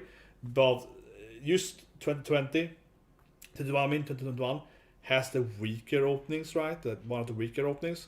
So I don't think it should win that thing. But Mushoku Tensei has interesting openings, because Mushoku Tensei has that kind of landscape opening, right? Where they kind of show you the different world and so on. So yeah, Mushoku Tensei arguably has the best opening, because they keep having like a new opening every episode. Like every episode shows you kind of the landscape and so on, right? So, or the cities or whatever, or the village and so on. So yeah, it has the most telling opening. But anyway, I think the Dragon Maid is gonna win though. I agree it should win. For a song wise, I think it's the best opening. Because when you do an opening and ending, I think you have to look at the song right, the visual, and the story is telling right. And like Mushoku Tensei tells you a story every opening, but the song isn't very strong. Like the actual music isn't very strong. So I wouldn't think it's the best opening because it doesn't have very good music. I have no idea. I guess Lisa probably wins. You know, Lisa Jones wins probably, but I probably would honestly go for like. Well, actually, yeah, I'm a spider is here. This opening is badass. I'm gonna go for this personally, but this opening is the rock opening. She's like, Rah! She's screaming, right? This opening is awesome, yeah. So I'm going for something myself. That's true. This spider ending is freaking badass. But I think people are gonna vote for Lisa. But god damn it, yeah, the spider ending is crazy. Yeah, that's true. Spider was crazy. Best action was the category. Demon Slayer, I guess people vote for. Here, people probably vote for Demon Slayer. One Ray Purity in every goddamn category. It's a drama too. It's not even an action anime. It's a drama anime. Holy shit. But people probably vote for Demon Slayer, right? Best comedy. I vote for Nagatoro, right? As I mentioned earlier. They're actually hard. I don't know. This is one of the hardest category people are gonna vote for. Because it's kind of this random animes like Komi-chan might be voted for. Nagatoro might be voted for. Dragon Maid. It's like Old Taxi isn't even a comedy. So it's like I don't understand the categories, I guess, because Old Taxi has jokes, but it's not a comedy. Come on, it's not a comedy anime. It's Nagatoro is a comedy anime. I don't know. I think that Old Taxi probably wins in popularity, right? That or Dragon Maid probably. I know that some people really hate Nagatoro, so she probably can't win this thing. But it doesn't make any sense. Whatever, one of these two probably wins, right? And then we have drama, and 86 probably wins because it's so popular. Maybe Fruit Basket. You have to think about what the judges will pick and so on too, right? So there might be like some of these ones, but it would be fun if one Ray Purity wins everything. The judges are like pushing it for everything. Best romance, Fruit Basket, I guess, right? Probably the most popular too. Horimiya is pretty good romance, but we kind of butchered right the anime. I really like, I really like the Duken. But this is an anime that won't win it whatsoever, right? This anime is not gonna win because no one watches it. I love this show. I think it's a great show, but who watched this show? You know what I mean? Who watched the Duken is made? Come on, no one did. One reason I watched it a lot because it's the same kind of animation CGI that High School Girl had. I loved High School Girl. Freaking amazing masterpiece anime. Amazing anime. But yeah, no one has seen this show. Come on. No one has seen this show. So it's never gonna win. But honestly, I think it might have the best romance of this year. Seriously. Purely on the romance. I probably would only have Black Fruit Basket over it. I think Beastar. I like Beastar, but this season was a little more focused on fighting and so on, right? It was more like, I'm gonna train this like martial art thing and so on. It was way less focused on Haru and Legacy's dating and the romance. That definitely had like a side storyline. It was much more focused on who the murderer was, who killed the guy, and that stuff, so on. So I definitely wouldn't have this as best romance because it kind of threw out the romance season 2. I felt for a large extent, and yeah, focused on like the thriller, the murder thing, and so on. So I definitely would not vote that for romance, and I don't think so win either because I think people actually will see that it wasn't a very good romantic show this season. It had a very little focus on their dating, very little, almost non-existing. Only 3 episodes. And obviously best fantasy, they finally have to put no, where is it? Potentially, there wasn't even here best fantasy. No, best films. But yeah, I was like, whatever. Yeah, it has to put it once. It probably wins, right? It probably wins actually. Even it would be interesting if everyone votes for it, and then the judges are like, no, this goddamn anime with sex in it. No way, we're gonna put it away, But it probably actually wins easily. It's probably by far the most popular anime in this list, right? Slime is there too, I guess. Slime is popular, but I mean, from a popularity standpoint, freaking One Ray Priority, again, remember, 5 out of 10, no one likes it. No one is gonna vote for this crap, right? Everyone hated it. No one's gonna vote for it. To Eternity, no. The last arc was terrible. It lost so much people there. I did see Shadow House ending as a good ending. Yeah, Shadow House is a very good ending. It's a much better ending than opening. Yeah, Shadow House is one of the best endings. I probably would give it to that or like Spider. But I think, obviously Osama is very good. But yeah, I think that we can finally have one victory, right? For Mushoku Tensei. Because I don't even think it's gonna like have Like, honestly, the other animes probably don't even have a chance, right? Because Osama Ranking, while it's an amazing anime, very not popular, you know? To my, sadness, but not a popular anime. I guess Slime, yeah. So if unless Slime can defeat Tenchi, I think Mushoku Tensei is finally gonna win something, right? Because, yeah, Osama Ranking, very, like, under radar, so it has no votes, right? Vanitas, it's a kind of mid anime. I think I like it, I watched the episode last week, I like it, but it's not like, high popularity. It's like a mid popularity, medium popularity. To Eternity, again, right, incredibly bad last arc, that drops popularity, right, immensely. And of course, everyone hates One Ray Priority. It's like one of the most hated anime last year. It's not the most hated anime last year. So it's definitely not gonna win, right? So, yeah, I can see Tenchi actually winning at least one category. But yeah, the judges are probably like, screw it, put it on Slime. Yeah, unless if the judges are like, no, he can't win this. But I think you have it wrong though. It's not 70% judges, it's 30% judge right and 70% vote right. Isn't it the opposite? Haven't you turned it around there? Isn't there rules somewhere here? Can't I find the rules? But I think you turn it around though. I think it's like 70%. Judge, right? I think it's like the other way around. Where is the rules? Well, it doesn't say rules anywhere. About, maybe. Voting end in 7 days.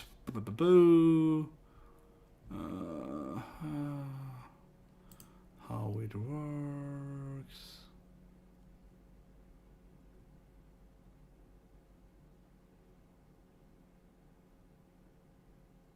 Huh.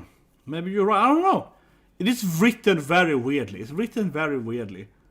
I guess it might be that you say. Like, it is actually 70%.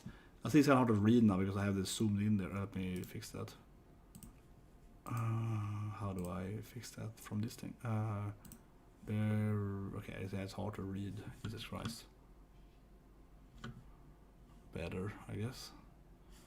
It is. Yeah. Are they serious? I mean, sorry, I thought you were wrong first, right? Because it made no sense when you wrote. I was like, that can't be right. But when you read this thing, it is like the winner of each category is the one that receives the most votes. With a 70-30 weighted split. They have to be wrong. They can't mean that serious. It's the dumbest thing ever. It's dumber than I thought it was. I thought you meant that it was the opposite, 30% judge right, 70% weighted in the direction. This makes no sense. If that's real, that's crazy. But they might just, write it in the wrong way here. They might be idiots because, they're very, very incompetent. They might just write it the wrong way because that really makes no sense. They can't be serious saying that it's gonna be like the judges are 70% of the votes. That is basically no point voting. Right, the judges are gonna have, if it's unanimous, your vote doesn't matter, right? The judges have more than 50 to the power, so as long as the judges are agreeing, you're never gonna win anything by popularity vote. Like, actual votes doesn't matter whatsoever, though. It's a dumbest system ever. I mean, the judges have like 0%, right? It should only be popularity vote. It would be way better, but it's like, that's just crazy. And yeah. If they really have 7% of the power, of course, Ghislaine and Boobs and so on, it's never gonna win, right? Yeah. It's only gonna be whatever, bullshit they're trying to push, right? But no, you're right. Yeah. Reading it, the way it's written is that the winner of each category is the one that receives the most votes, with a 70% between the judges. Yeah, I read it as you read it. Yeah. When I read it myself, yeah, I'm sorry. I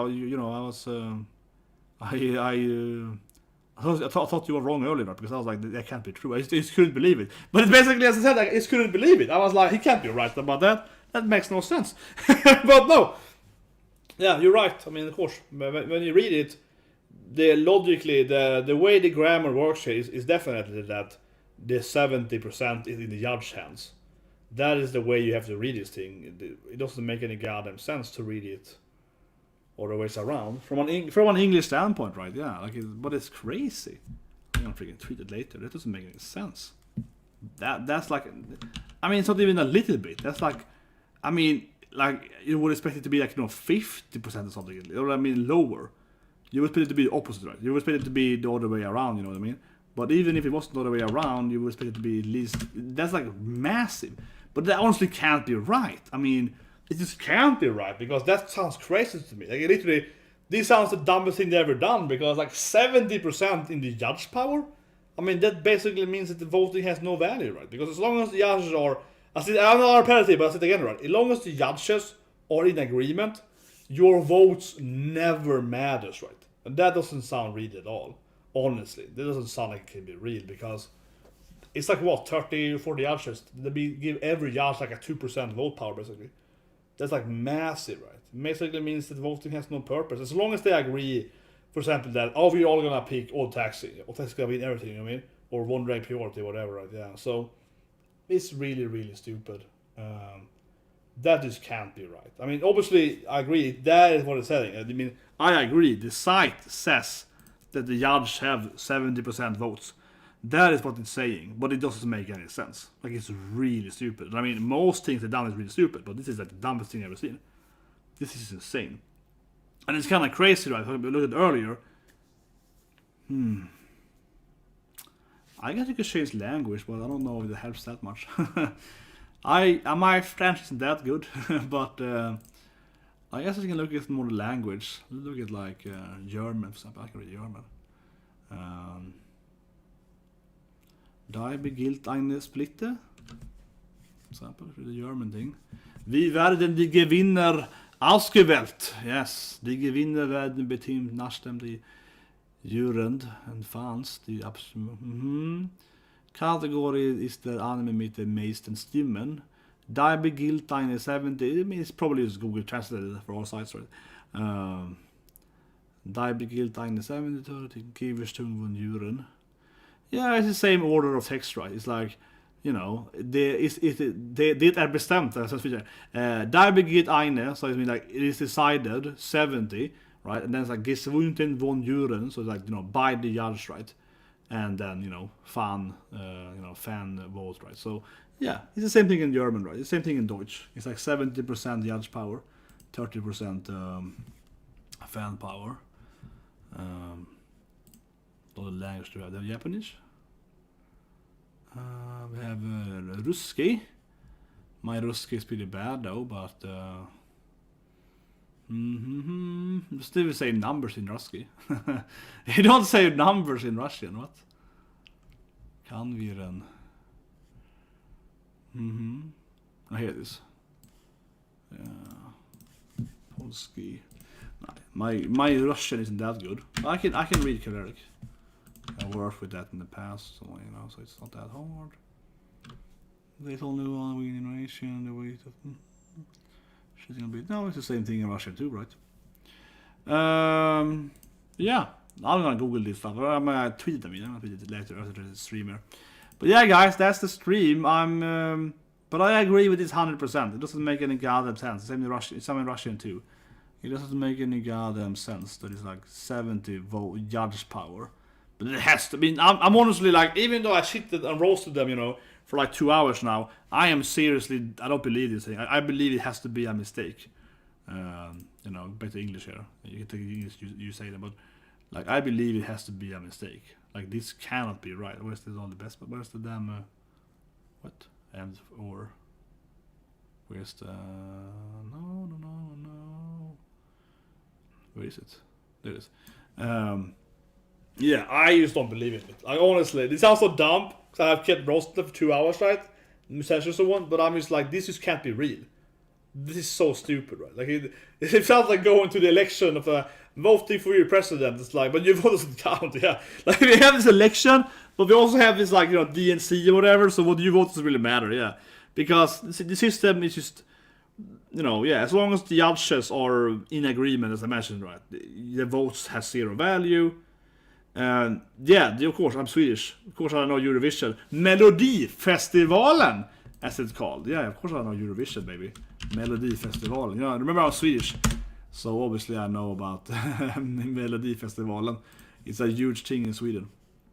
It's incredibly popular in Sweden. It's like the freaking pastime event of half of Sweden's population. I hate it truly.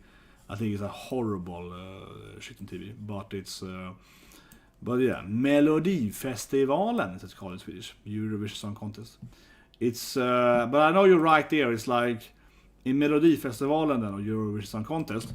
It is like it's like it's basically like a tournament arc of singing, right? They take these people right from every country, and they go and sing and do music right, and they vote for them. And it's very, very true that in in the Eurovision Song Contest, they have this really weird judge system where there's also basically like half the vote powers judges, and then it's even dumber because when they have the final between the countries like Sweden, Norway, Finland, France, right, Belgium, right, whatever, right, England. I think it's England, right? It's not UK, right? Maybe it's England, Ireland, whatever. In Israel, so what they did, right? And when they have the combat, right, and they vote, they also vote between countries, and it's really, really stupid. Yeah, that's true.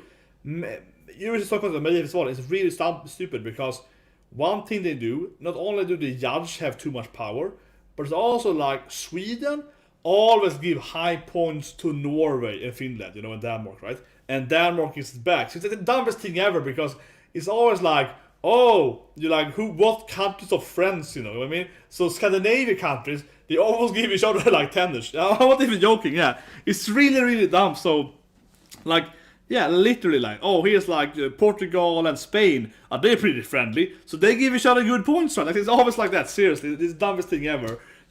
French-speaking countries, Belgium, give high points to France, right? Usually, because, they're both speaking in French. Well, sometimes the Belgian people singing in like, it's called like Flanders. What's the English? The other language they have. They have another language in Belgium, right? They have two languages. Flandrian, because Flanders used to be a part of Belgium, or it's part of Belgium, but like used to be its own country. What's the other language called in English? They have Dutch, French, and German, but they have their own language, right? They have their own like. Don't Belgium have Belgium? Don't they have their own like Flanders language thing going on? That's like a mixture of Dutch, French, and German. No, Flemish, I guess, called in English, right? Flemish. Is that what it's called in English? Now I'm unsure. Yeah, like Flemish. Yeah, Flemish. But in Swedish, it's called Flanders. That's what I think about. I think because where I'm from, it's called like. I think it's called. So in Swedish, Flanders, like the old country, like Western Belgium. I believe so. Yeah, Flamländska, Flanders. Yeah, Yeah, it's like Flamländska, Flanders. But for example, right? So I agree. Yeah, I understand your French, given your earlier points. But yeah, I agree with you absolutely. Eurovision Song Contest is a perfect example of ridiculous judge system because the judges has too much power, and as I said, right, like Belgium will vote for the French, right, and vice versa. Sweden votes for Norway and so on, right? They always vote for their own countries, their friends, right? And one thing people think for you Americans out there, right? I always think it's kind of funny, but because you look at Americans, and they're always like with the whole race, whatever, right? Politics in America, they're like black people and white people, right? That's kind of how kind of how Americans kind of look at that. I feel, right? We're talking about people from Europe, or whatever. But in Europe, it's very, very different. As a European, it's very, very different being like Swedish white or like French white, right? It's very, very different in Sweden and Europe and being from different countries actually. And it's kind of funny, right? Because I remember the whole when the UK was gonna leave European Union, and people I was living in Ireland at the time, and people were like, oh, we're one Europe or whatever. I was like, what are you talking about? I never heard this concept of like European people. It doesn't exist in Europe. It doesn't. For Americans, they think that Europe are like Europeans, right? Some people see that it's bullshit. If you actually live in Europe, almost everyone, sees itself as their country, right? You know what I mean? And the reason why is mostly because Europe has had so many wars, right? So many conflicts. That is a lot of like bad blood, right? A lot of history. So Europeans are very much like, I'm German, I'm not French, I'm not like, so when I'm Swedish, I'm not German, yeah, it's very different, even though it looks basically the same, right? You're German and Swedes, yeah. But for example, the Swedes conquered part of northern Germany and like slaughtered Prague and so on. So it was like, there's a lot of like bad blood for a while there, right? For example, in Germany and Sweden, right? Because Sweden, yeah, like they took that Bible from Prague and they burned down like half of northern Germany, basically, and so on. So that was kind of unpopular, for like 300 years, right? And they have a lot of stories about the horrible Swedes, right, in Germany and like in Czechia and so on, yeah, in that region, for example, right, and vice versa, right, where actually the Germans never did anything to Sweden, but the Germans actually never did anything to the Swedes. Because in World War II, the Swedes basically just joined them, right? They had just basically just agreed with them. Sweden was very, pro-Germany, So, no, actually, they never got us back for what we did. Because literally, so for example, if you're Stockholm, you can go to this huge Bible. It's called the Codex Gigas. It's like a gigantic Bible with the demon, right? Satan in it. That's a Bible the Swedish stole, right? From the Germans, right? Or actually, technically, from Prague, Czechoslovakia, right? But it was part of Germany at the time. And Swiss took it and so on. There's like classic kind of beef that they wanted back, right? It's like, this Bible is like 2 meters. Bible is like bigger than me. I've seen it in Stockholm. It's a massive Bible. It's gigantic. It's in the Royal Library in Stockholm. It's like one of the biggest Bible in the world. Maybe the biggest Bible. And it's like gigantic with this huge painting of Satan in it. It's very, very classic. And that's been like a beef for like 400 years. They demanded that Bible back. And the Swedes are like, no, we took it in war. And screw you. Spoils of war, yeah. So it's one of those things that if you go there, it's like, it's like in the basement, protected by lights and shit. And it's like secure the place. But it's kind of funny because it's not in the museum. It's actually in the Royal Library. It's in like the biggest library in Sweden instead of being in like a museum, which is kind of strange. But anyway, but yeah, stuff like that, right, is very important in Eurovision Song Contest. It's like, oh, this country fought with my grandfather. I don't like them, Where, for example, Sweden and Norway used to be a union. So we're like, oh, we like those people. Oh, Sweden and Norway, best bros. Let's vote for each other. Danish people, we kind of hate you, but we kind of friends too by now. So let's vote. And of course, Finland used to be part of Sweden for 7 years. So we're like, Sweden and Finland, let's vote for each other, right? So they're kind of like, yeah, so, yeah, oh, you're very right. Eurovision Song Contest is a perfect example of the worst vote system I've ever seen. Because, yeah, they have judges that cheat and have agendas. They do hate certain music, right? Certain types are hated. Oh, you can't vote for this, like, sex song or whatever, That's hated, right? And then you also have this weird, like, system of that the countries are voting for who they like as a country. Not based on the actual song, based on who they like as a political like agenda. It's crazy. Belarus only have one judge. Yeah, but exactly, it's a good point. Like Armenia will never vote for Turkey, right? Yeah, they never vote. But for example, Swedes will vote for Turkey because Sweden and Turkey has a lot of immigrants and so on, right? And like my father has resided in Turkey, so I've been in Turkey, right? And lived in Turkey for a bit. And when you're in Turkey, you can speak Swedish to a lot of Turks, and they're like, man and bro, yeah, it actually kind of works. But yeah, I lived in Turkey for a bit. My father has a couple of real estate places in Turkey. He rents out and so on. So I lived in Turkey. That was like 2016, 15, a couple of years back. But yeah, so I know my Turkey. I know my Ottoman Empire, Atatürk and so on. Lived close to Atatürk statue, so I actually know my Turkey and my. Yeah, I have Turkish friends and so on. But anyway, so yeah, you're very right. Like in Eurovision Contest, they're never gonna move each other. But anyway, let's see. I'm gonna tweet to them or whatever and see if I get some answer. It doesn't make any sense. Yeah, this is the dumbest thing I read in this year easily, and I already read some dumb shit this year. But this doesn't make any sense. They give the judges insanely amount of percentage power. So I don't think it's right. I really do think that this is wrong, like it's written the wrong way, right? But yeah, I'm gonna watch the Dal tomorrow. Is it like the only anime? No, I'm gonna watch Police in Koban too, yeah. Police in Koban, episode 2 was much better. Episode 1 was boring, I felt. Episode 2 was actually pretty enjoyable. So I'm gonna watch those 2 tomorrow. It's like a Wednesday show now. Yeah, Police in Koban and Ledale. I think it's really good, it's really fun. It's like this MILF Isekai character, with her grown-up kids and so on. It's kind of hilarious, I feel, the drama between her and the children. And the cop show last week was much funnier because she was like, talking to some kind of like gyro prostitute, and it was much more interesting than actual, both the jokes and the narration of why she was like a prostitute. So that's actually much more interesting, I felt, than it usually is. And that's one. Otherwise, of course, earlier today I did the gender band stuff, right? And as I mentioned, I said again the last point here. unfortunately, right, fantasy, bitch show, Bishonyo, super hot girl, right, which I think is so good too. That anime, unfortunately, I went on YouTube, right, because Madeline Custer told me he got a strike for that shit, right, and I saw that Yo got a strike too and so on, so like more than one people so far has had an anime removed, right. We're talking in a few days too, right. They had like Tuesday, Thursday, we're talking like 2-3 days here. So that's like the first week, right? And every time you do like an anime review or reaction or whatever, right, you have a chance of getting them removed. And the more you do, right, like episode reviews, right, the bigger it is, right. So if people are ready or getting into trouble for one episode, you don't want to do 12 the whole. Yeah, it's like that is suicidal for your channel. And I won't say which company it is here. Talking Discord, we won't know what company it is, but it also is the most notorious anime anti-fair use company. And they have previously come after me for timer only, okay? Timer only anime, which is me like this, right?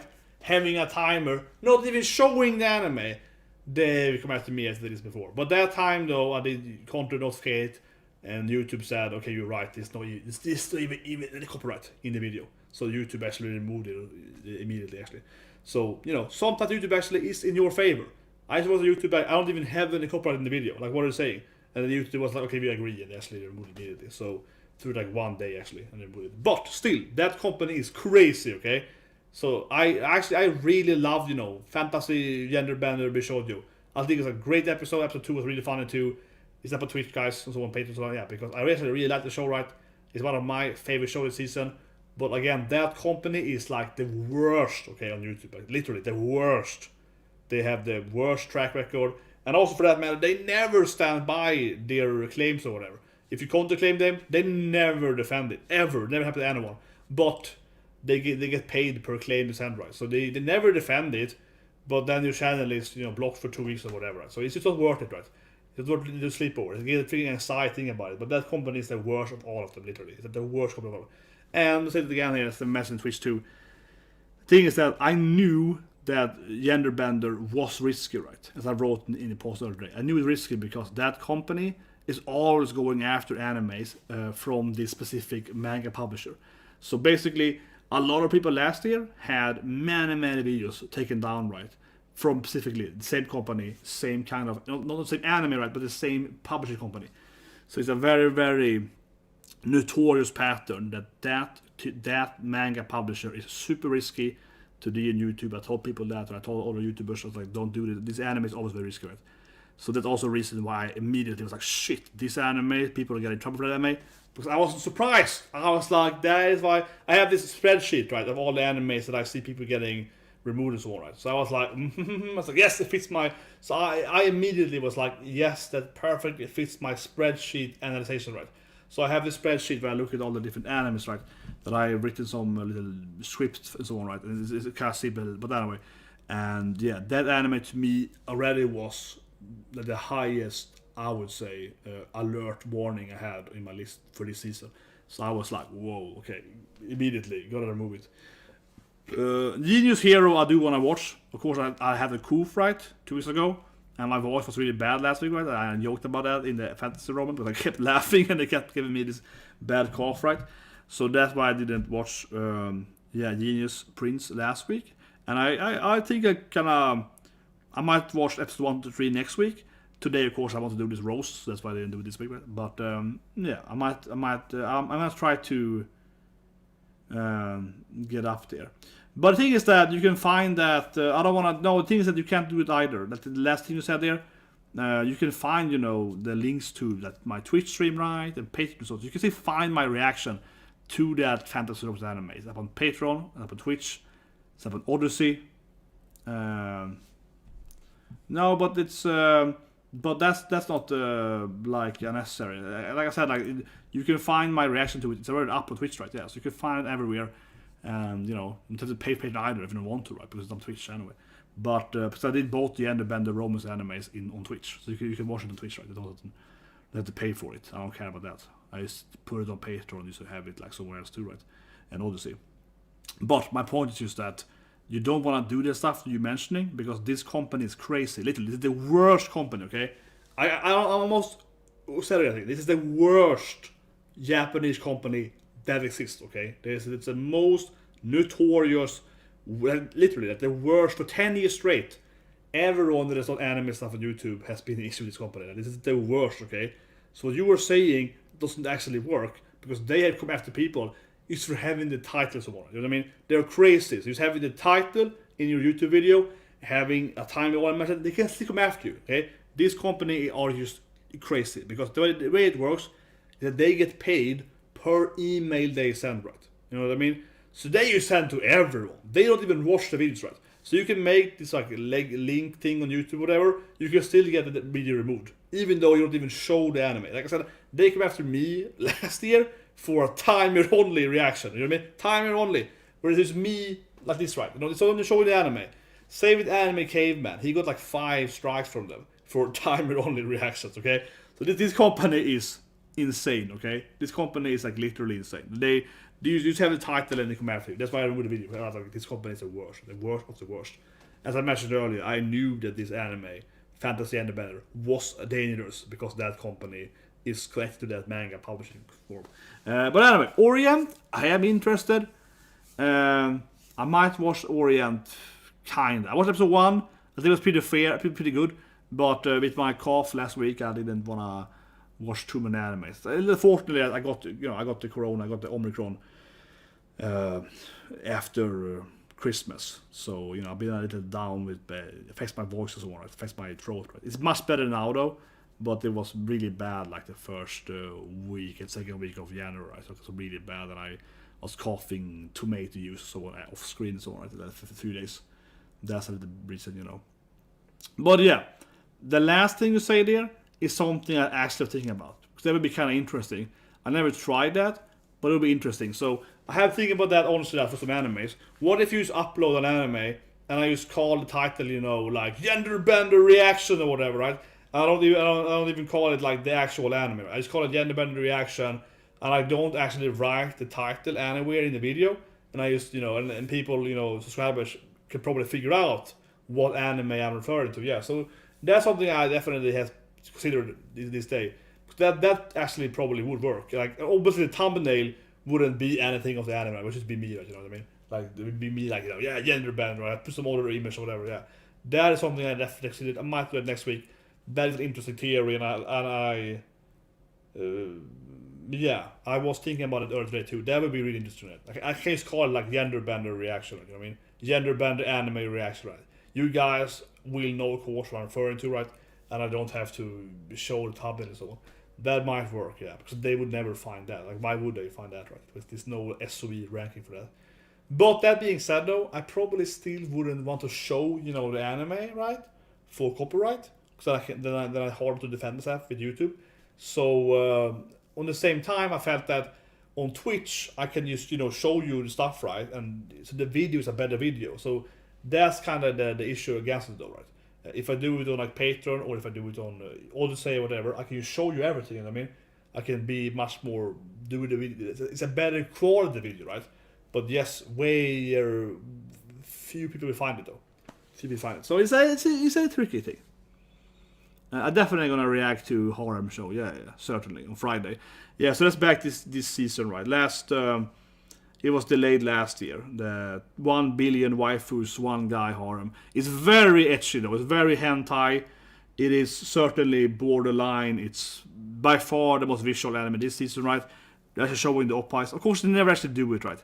So those classic kind of old school harem shows where they actually show you the oppais, but they don't actually like do it, right?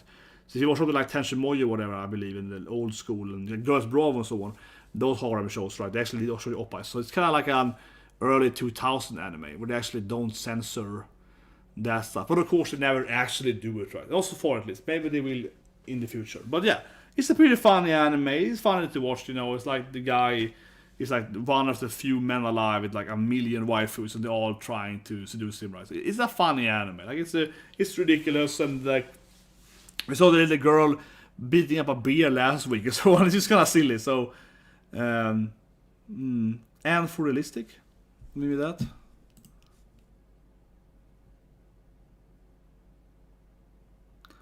Do you want to give it the plot of the Realistic Hero? Oh, I mean that's the Is it a smart hero? No, okay, yeah, realistic hero, of course. No, that's the... Yeah. I will watch that anime probably a little later, I felt. Getting a few episodes, yeah, of course. Realistic hero, Genjutsu hero. Again, realistic hero, of course. That's the anime about the guy that's like super clever isekai. Yeah, I watched the first season, right? And then I felt with my coffee so once down on Saturday, so I didn't watch it. But I'm gonna watch it and probably review it. I was thinking like when it's like a few episodes out. Because I do wanna finish the anime at least. My Dress a Doll Indefinite is very, very etchy with the oppais. I had a guy send me the gift with that early this morning. The Maurin oppais. It's crazy. If I have it here, it was the... I wonder if I can put it on YouTube. On the stream here. Here's the best in it, at least I can put I have like so many Maurin images. Here's the best one. I love the hentai joke of this, Where's the text of it? Is the text on this one? No, that's one textless, damn it. Where's the one which is like, wanna do it with me? I have so many Maurin images, I have like all of them. Oh my god. Where is it? Whatever, put it on here and in there. When I changed my Twitter handle, right? Twitter PP to of course Maurin. This is the best girl this year, right? Jesus Christ. She's the one best girl. Trying to find the best image of Marin. But it's very actually. And honestly, I'll say this thing here. I'm very surprised that a lot of people, and that's obviously why I get no views, but I'm very surprised, honestly, that so many people, when I watched their thumbnails, I was like, what are they doing? They have like, Marin showing a cross right or like, Marin, flipping oppas or whatever. I was like, what? There were so many people that basically had like a hentai image of Marin, more or less, right? And I'm so surprised that they did not get like guideline, removed on YouTube because that's way etchy. Like I took the image right of Marin. I took the image. I like my thumbnail, honestly, not to be like, oh, I'm the best or whatever. My thumbnail. Oh come on, this is like my thumbnail, for Marin. I took this thumbnail, where she's like, you just do it, boy. Let's just like, let's do it. She bends over like, God, you can. Or you wanna do it? Obviously like, she jokes in it, that kind of thing, right? I took that as my thumbnail, That's like a, YouTube friendly thumbnail, right? And I think it's a funny image because she's like, let's do it, right? And it's like misunderstood by him, right? I think it's like, funny, fair thumbnail. And then I see other people, YouTubers, and they basically have her, flipping her oppais or like showing her ass or when he's like measuring her butt or something. I'm like, what? Like, honestly, I am very surprised that YouTube have not removed those videos. I think it should be removed, honestly, right? I don't mean a video, but the thumbnail, because I have personally that, one thing that I have issue with YouTube is that almost every guy who thumbnail I had, with Cross on that, they removed them all. They had this new, they introduced like a new bot, right, when Corona started, and that bot went around and basically removed like all thumbnails of gyros. I'm not kidding. Like all thumbnails of gyro chicks were removed. So like this image here, right? This is Jet Girls, like this is, Jet Girls, yeah, like, the animated ad with like, gyros right there. This thumbnail, all the 10 thumbnails were immediately removed. They were like, oh no, we can't have, like bikini girls and, like literally gyros, like that kind of tan skin thing. Like I got like 20 thumbnails removed on like thumbnail with all of gyros, like literally. The bot was like, gyro, they removed all of them. I didn't get any issues because I got like mail saying like, we have a new bot. It might be too harsh on certain topics like gyros. So I was like, it seemed to really hate the gyros. But okay, I'm not even joking. I got like 20 mails in like 1 minute. Like all the gyro thumbnails were gone. Not joking. It was like bam, bam, bam, bam, bam. All the gyros were removed. Again, not a joke. Seriously, 100% seriously. Like what was that Peter the Grill video? Like for example, I had Peter the Grill right with the orc girl, sexy orc girl, she has a kind of a gyro, look, right? Here's a thumbnail. Yeah, like this, right? Yeah, because she's like a gyro with kind of the Kuro gas skin, right? Yeah, also removed. I mean, again, I didn't get any warning. They just told me that the bot is like a new bot, so whatever, just upload it again. You can re-upload it again. So what happens is you get like a mail from YouTube, and they're like, okay, this video might be wrong because her skin is like Kuroga, so that's wrong. And then you're allowed to re-upload it, and they don't care. So it's a really weird system. But honestly, I was very surprised seeing so many, marine thumbnails, right? Because obviously she's a Gairu, she's quite, she's a Gairu, you know what I mean? She's blonde hair, pink highlights, she's clearly a Gairu, right? So like Hibiki, she's a Gairu. So I was very surprised seeing that there's like 10, 20 thumbnails of other YouTubers with, her in a revealing outfit, right? And being a Gairu, and the bot didn't care about it. Because honestly, I expected them to all be removed by the bot. Because that happens to me at least. So, but of course, that being said though, unfortunately on YouTube, right, it's very, very unfair. So your channel, if you get demonetized or whatever, right, it depends on like if you, whatever they feel about the channel at the moment. Yeah, sometimes my videos, you all get, yellow sign, and sometimes it never happens. It's for a month or whatever, then every video happens. It's really, really strange. Like the algorithm goes like this, right, It's just like 1 month, everything you do is like perfect. The next month, everything you do is wrong. Right? It's very, very strange. But yeah, I probably will watch Genius Hero. Oh, you mean Tensei now, right? Tensei on Tuesdays. Yeah, probably next week. Unless I might do another roast. I would say next week. I think next Tuesday, this thing is probably the nominations are probably voted for. So I don't know. Next Tuesday might be the next stream continuing this thing, right? Like seeing what anime won, I guess. But anyway, guys, thanks for watching. But then tomorrow, Police Narkoban, right? And also, of course, Landale, which is a good isekai. As I said last week, right, I'm gonna try, of course, because I wanna do this thing more, right? More stream, more roast, right? I love to do stuff, right? But with I got Corona right at the beginning of this year, so I was a little down on the channel, yeah. Like I did way less stuff than I had planned to do actually. So I was not this in my head, right? But I did way less stuff the first 2 weeks of this year, right? Because obviously my voice and I was like coughing and so on. So I'll try to do more stuff, right? Coming forward, right? Like mostly I feel more stuff like this, right? Obviously we keep doing, anime, reviews, reactions, all right. But I also want to do more this stuff, like talking to you guys, and more opinionated, I suppose. But but that plan kind of went downhill when I was like, oh shit, because I had for 4 days I was coughing tomato juice, I was like getting up in the morning and like, and I was like, oh, it's like some kind of slimy potato juice. But I didn't have any issue with breathing and so on. But I do feel slightly weak right now. I went to the gym today, and it's a little bit like I feel the muscles are a little, I like flexing up here, but it's a little bit I feel like I feel slightly weaker. I don't know. It's kind of annoying. But yeah, I haven't seen Genius Hero yet. The other one. I was gonna watch it. Yeah, French people can have oppies in their videos. But it's a good point too. Honestly, on YouTube, right, and other social media stuff, it also depends on your region, right? Like some videos in like India and so on, they get away with it, but you couldn't in America because it's like they can accept it because of the culture. There is a thing on YouTube and also Twitch to it, and that if your region is like India or whatever, they have a little bit of like leeway. But yeah, I got the coof there. I got the coof, and it gave me then acute. Maybe I make a video about it, but I hate doing this like crying videos where you're like, oh, please subscribe to me, I'm sick or whatever, right? I didn't want to make a video about it, but I might make a video about it now because now I'm almost healthy again, or basically healthy, right? It's basically over now. I cough a little bit, but basically over. So yeah, I had like I got the cold for like 2. It started just after New Year's Eve, and it got really bad for 2 days. Got like a fever. I was freezing. That was one thing that happened. I was very, very cold for like 1 day. It felt like I was freezing, all the time. It didn't matter what I did. That was a weird feeling. And the weirdest thing, though, honestly, was not the blood cough that I had for like 2-3 days. The weirdest thing was that I felt that I lost the sense of stuff in my hands. So I could hold something, and I could still control my hand, right? It wasn't a problem with my hand.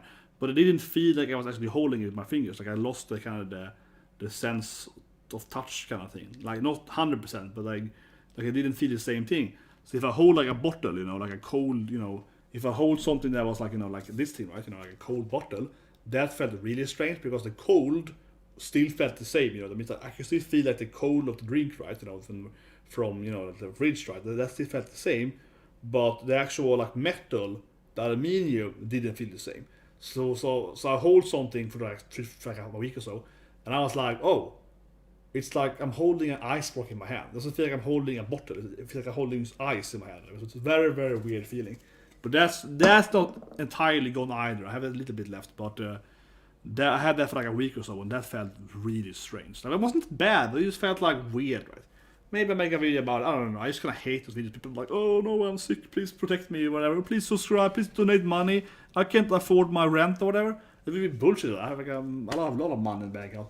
I don't know. Other than like guy too, that I would never see myself do this YouTube or Twitch whatever. And people beg for donation. If you want to donate to me, go ahead, do fine. I would love donating to me. Is like motivates me, right, to keep doing stuff. So I still like it, but from a monetary standpoint, I'm not rich, but I obviously have like a decently paying job, right? So from a monetary standpoint, it doesn't like do much for me. And what I do then is, when I get donations and so on, right, is that I buy more stuff, right? Yeah. So all the donations I get, I buy more figure though. So that I think is fun though. So all the donations I get, whatever, right? I spend it on like anime figure and so on, yeah. So I can unbox and so on stuff, right? And order, stuff. So and order, crazy stuff like the Usaki, mouse pad and so on. That's the stuff I buy, right?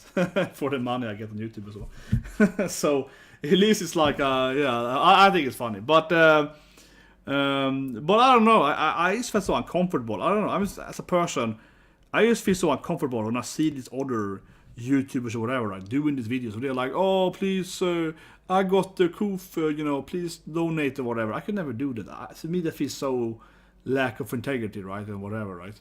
I could do it, I suppose, if I had no money. Maybe not even then, but I don't know. So it doesn't matter that I would be poor or rich. I probably just couldn't do it anyway. It just feels wrong. It just feels, it feels weird to me doing that stuff. I don't know. But yeah, but like French has the yeah, they have it in a lot of countries. We have to be plus 18, right? And they did change the rules, I believe, that you have to also be 18 to even have a channel, right? I think in every country. That's a new thing. I made this channel. I mean, No, I'm old enough. This account I have I have a lot of course different YouTube accounts, but this account I made it when I was in college, so I don't think I've ever been under 18 in this account. But it's interesting that, like, I know, a lot of YouTubers, right? They started doing YouTube when they were like, 13, 14 and so on. A lot of people did, right? And, got big before they were 18, right? Yeah, that's impossible right now. I mean, I never had, I'm kind of old, so yeah, YouTube didn't exist when I was 18. So YouTube kind of came around when I was 18, 19, I think. And for example, PewDiePie, he was like 18, right? But a lot of bigger YouTubers started when they were like 12, 13, right? You can't do it anymore, I believe, almost, speaking, which is kind of strange because I think it depends on what you do, right? But just like sitting and talking when you play a video game, why would that be age, restricted? It's kind of strange. But yeah, I mean, French TV is kind of crazy. Same even for Swedish TV. I haven't said it. People heard it before, right? But obviously my family lives, in Belgium. I usually live in Paris, right? So I've been in France a lot, and I've been in Paris a lot of times, and I've been in, of course, Brussels many times. I lived a bit. My aunt is like a EU, not too much here, but she's like a part of the, EU Parliament kind of thing and so on. I usually live in Paris for like 20 years. And my cousins only speak French, basically, right? They don't speak Swedish. They speak little Swedish and English, but they speak French. Especially, I have two twins cousins. They only speak French, and they're like twins, and they speak really, really weird kind of, how say it, ghetto French or something together. It's very hard. I can barely understand what my two cousins are saying. I have more cousins speaking French though, but these two twin brothers, I can barely understand what they're saying. They're speaking like super quick French, right, with a lot of like weird shortenings together. It's so hard. It's so hard to understand them, what they're saying. It's crazy. And my grandma used to be a French teacher. My grandma used to be a language teacher. She was teaching like French, Swedish, English, and so on. Right. So when I was a kid, she would teach me French, growing up. I was like 4 and 5 and so on. And her husband, my grandfather, he was a professor in history and math, right? I probably mentioned a few of the videos because I like history, right? So he taught me a lot of history. That's why I know everything about Boudica and so on. Right? He's very historically educated. And of course, I was a math genius, though. But certainly, my grandfather taught me math, I suppose. But I was like 10 years or something ahead of in math. When I was like 6, I was in like high school math. When I was like 10 or 9, I was like in college math. So I don't think my grandfather, he helped out of course, but I don't think my grandfather, in the end I was just like really good at math. I would say history though, I would credit my grandfather a lot more for. But yeah, but that's another video. This is the long stream, but that's another stream. I thought about it more channel. That's something I think is very true. I'll give you the last word for that. I think it's very, very true. I always hated how in America they are so prude straight. That's one reason why these awards here are so terrible, because in America they can't handle an anime like Mushoku Tensei, right? They can't handle an anime with like sexy girls. They can't handle an anime with oppas, right? Because they're so prudes in America when it comes to anything with sex, right? They just can't handle it. It's very, very American. They just hate everything, right, with oppas or whatever. Yeah, it's very, very true. And I hate it with America, right? I say hate this video, but I strongly dislike how in America, right? I said in many videos before, it's like ultra violence. This is of course nothing new, right? Ultra violence is very fine. You have the games and you have the movies and you kill people and it's all fine. But then you have like a PP. It's like, it's 25 plus now. Yeah, it's like really weird, right? It's very, very weird. We're in like Europe and also in Japan and so on, right? It's more like nuance, right? Or more equal. So like if you make a movie in Sweden, right? It's like if it has a lot of violence, 18 plus, right? If it has a lot of sex, 18 plus, right? You know what I mean? It's kind of either, right? You can do both, right? So you usually do both, right? And the same in Japan, right? You know what I mean? They have a lot of violence in animes, but also a lot of etch, right? Also a lot of etchy stuff, right? Yeah, it's both, right? But in America, it's like etchy stuff is basically banned, right? Unless of course it's like R rating, but violence is fine for like PG-7. It's crazy. It's really weird. And I always say this thing as the best example of that thing, and that is of course Mortal Kombat, right?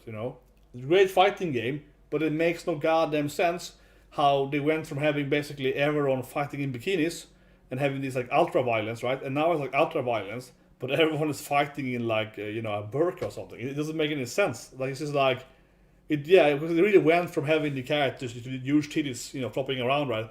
And just like bikinis or like underwear, and now it's like they're fighting in like freaking metal armor. They're fighting in like a completely dressed armor. It's so stupid. Mortal Kombat is a perfect example of American culture, I feel, in the worst part of American culture. Yes, incredibly violent, but afraid of the oppai. Yeah, afraid of the nipple, 100%. It's so weird. In Europe, it's much, much better. And one thing you can see that is one of my favorite comics, Torgal, which you might have read because it's a French comic, right? It's on Belgium, but you might have read it because it's like in French originally. Torgal is this like amazing comic about the Viking. It's like a berserk of comics kind in Europe, I've been arguing for. And that's very similar to Berserk, right? It has a lot of sex in it and violence, right? It's like people getting odd, the main character get odd, his wife get odd, it's like a crazy comic. It's very, very brutal. People die, his best friend getting died, his kid, gets shot, basically. It's like a horrible storyline in the sense that basically everything horrible happens to everyone, but it's both in a sex way and a violent way, right? But that, I think, makes sense, right? Because if you're writing like Torgal or Tor is a Viking story, right? If you're writing something like, a horrible Viking storyline, you should expect both, people to get killed and to get odd, right? You know what I mean? Like, both is gonna happen, right, in like a Viking time. And that makes sense, right? But in American comics, it's gonna be like, we can't really do that stuff. Yeah, America is like murder, fine. And other stuff, no.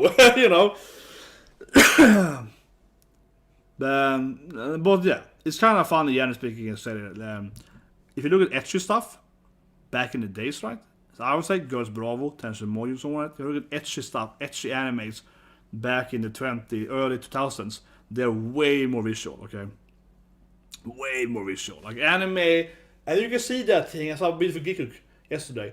You can see the difference, right, from anime being this thing and anime becoming mainstream, right?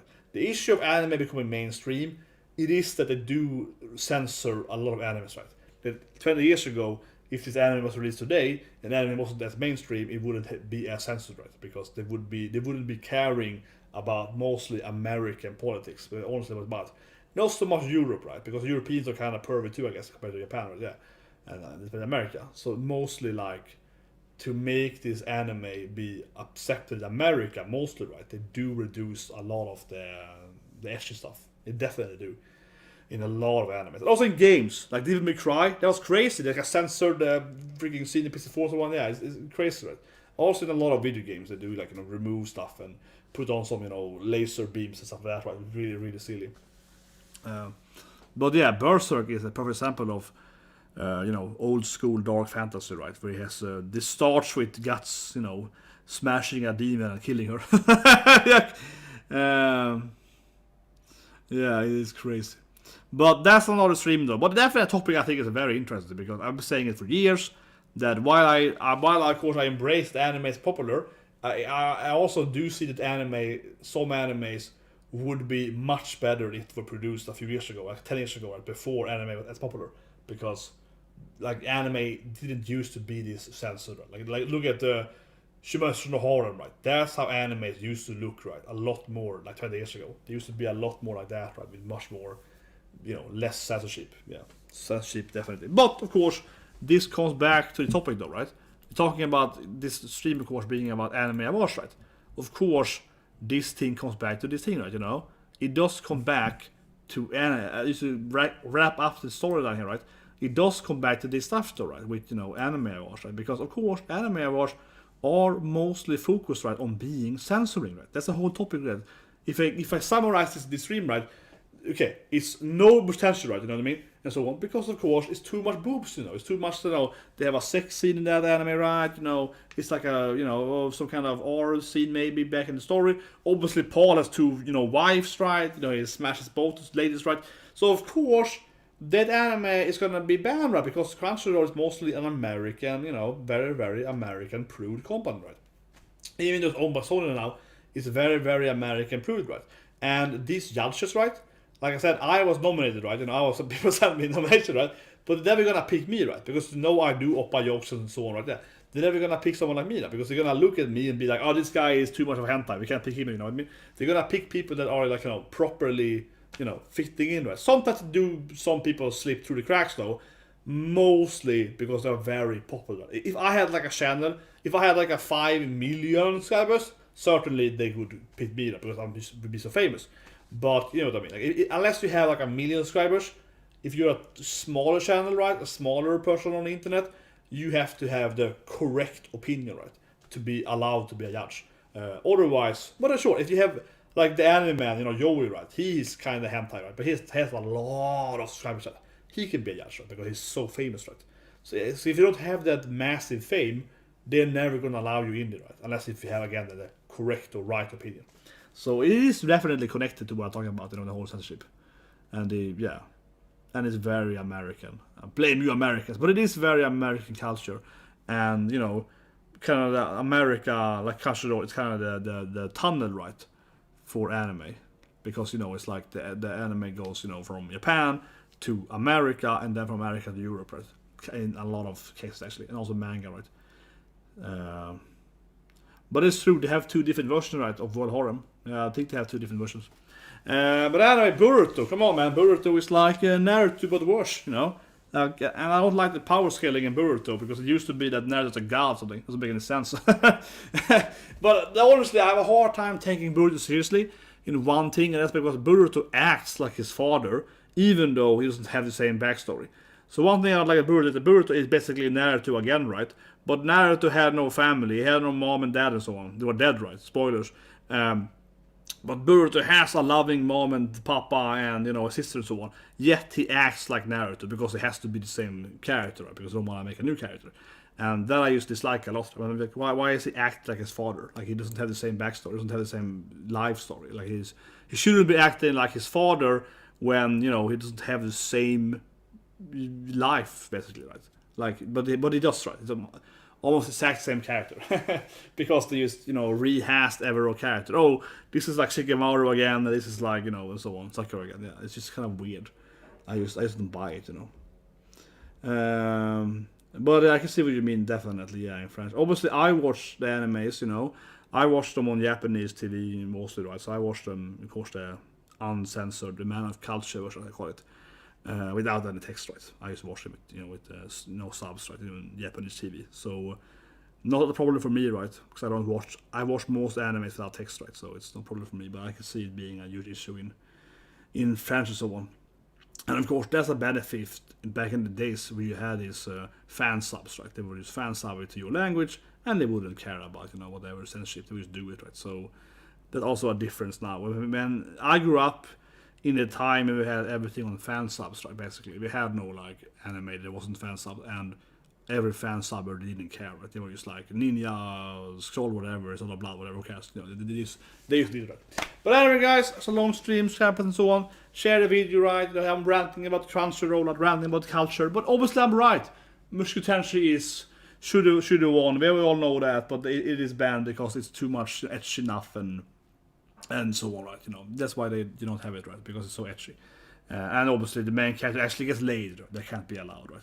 Especially it's funny because, as we know, right, it's Aries that wants to do it, right? So that's why I hate them so much too, right? Because they should celebrate a woman like Aries, a strong, independent woman that wants to get laid, she gets laid. They should actually celebrate Aries and Ghislaine and so on. But of course they don't see that, so they hate that. They don't go, oh, she did it, oh, It's just so silly. They should actually really, celebrate and, really embrace a girl like Aries. She should really be best girl, but they don't get it, you know what I mean? They probably don't even see the anime, Honestly, I say it again, right, but these Japanese people, they haven't seen the animes, you know what I mean? They haven't seen them. A few of them have seen a few of the anime, right? Mostly, it's someone telling them, you should vote for this anime, right? Because this anime has, a lesbian main character. Okay, they do it, you know what I mean? They don't even watch the animes, you know what I mean? They don't watch the animes. There's so many animes here that, definitely are better comedy or dramas or whatever, right? They don't even nominate them, right? They clearly haven't seen these 50 animes, right? Like, I have seen basically every anime last year, right? It's like over 50 animes. These guys have seen like 10 animes, you know what I mean? They've seen the animes the people told them to see that, most of them. That's the truth, right? But anyway, guys, see you guys tomorrow with, Landale and so on. And you check out the Twitch for the fantasy knockout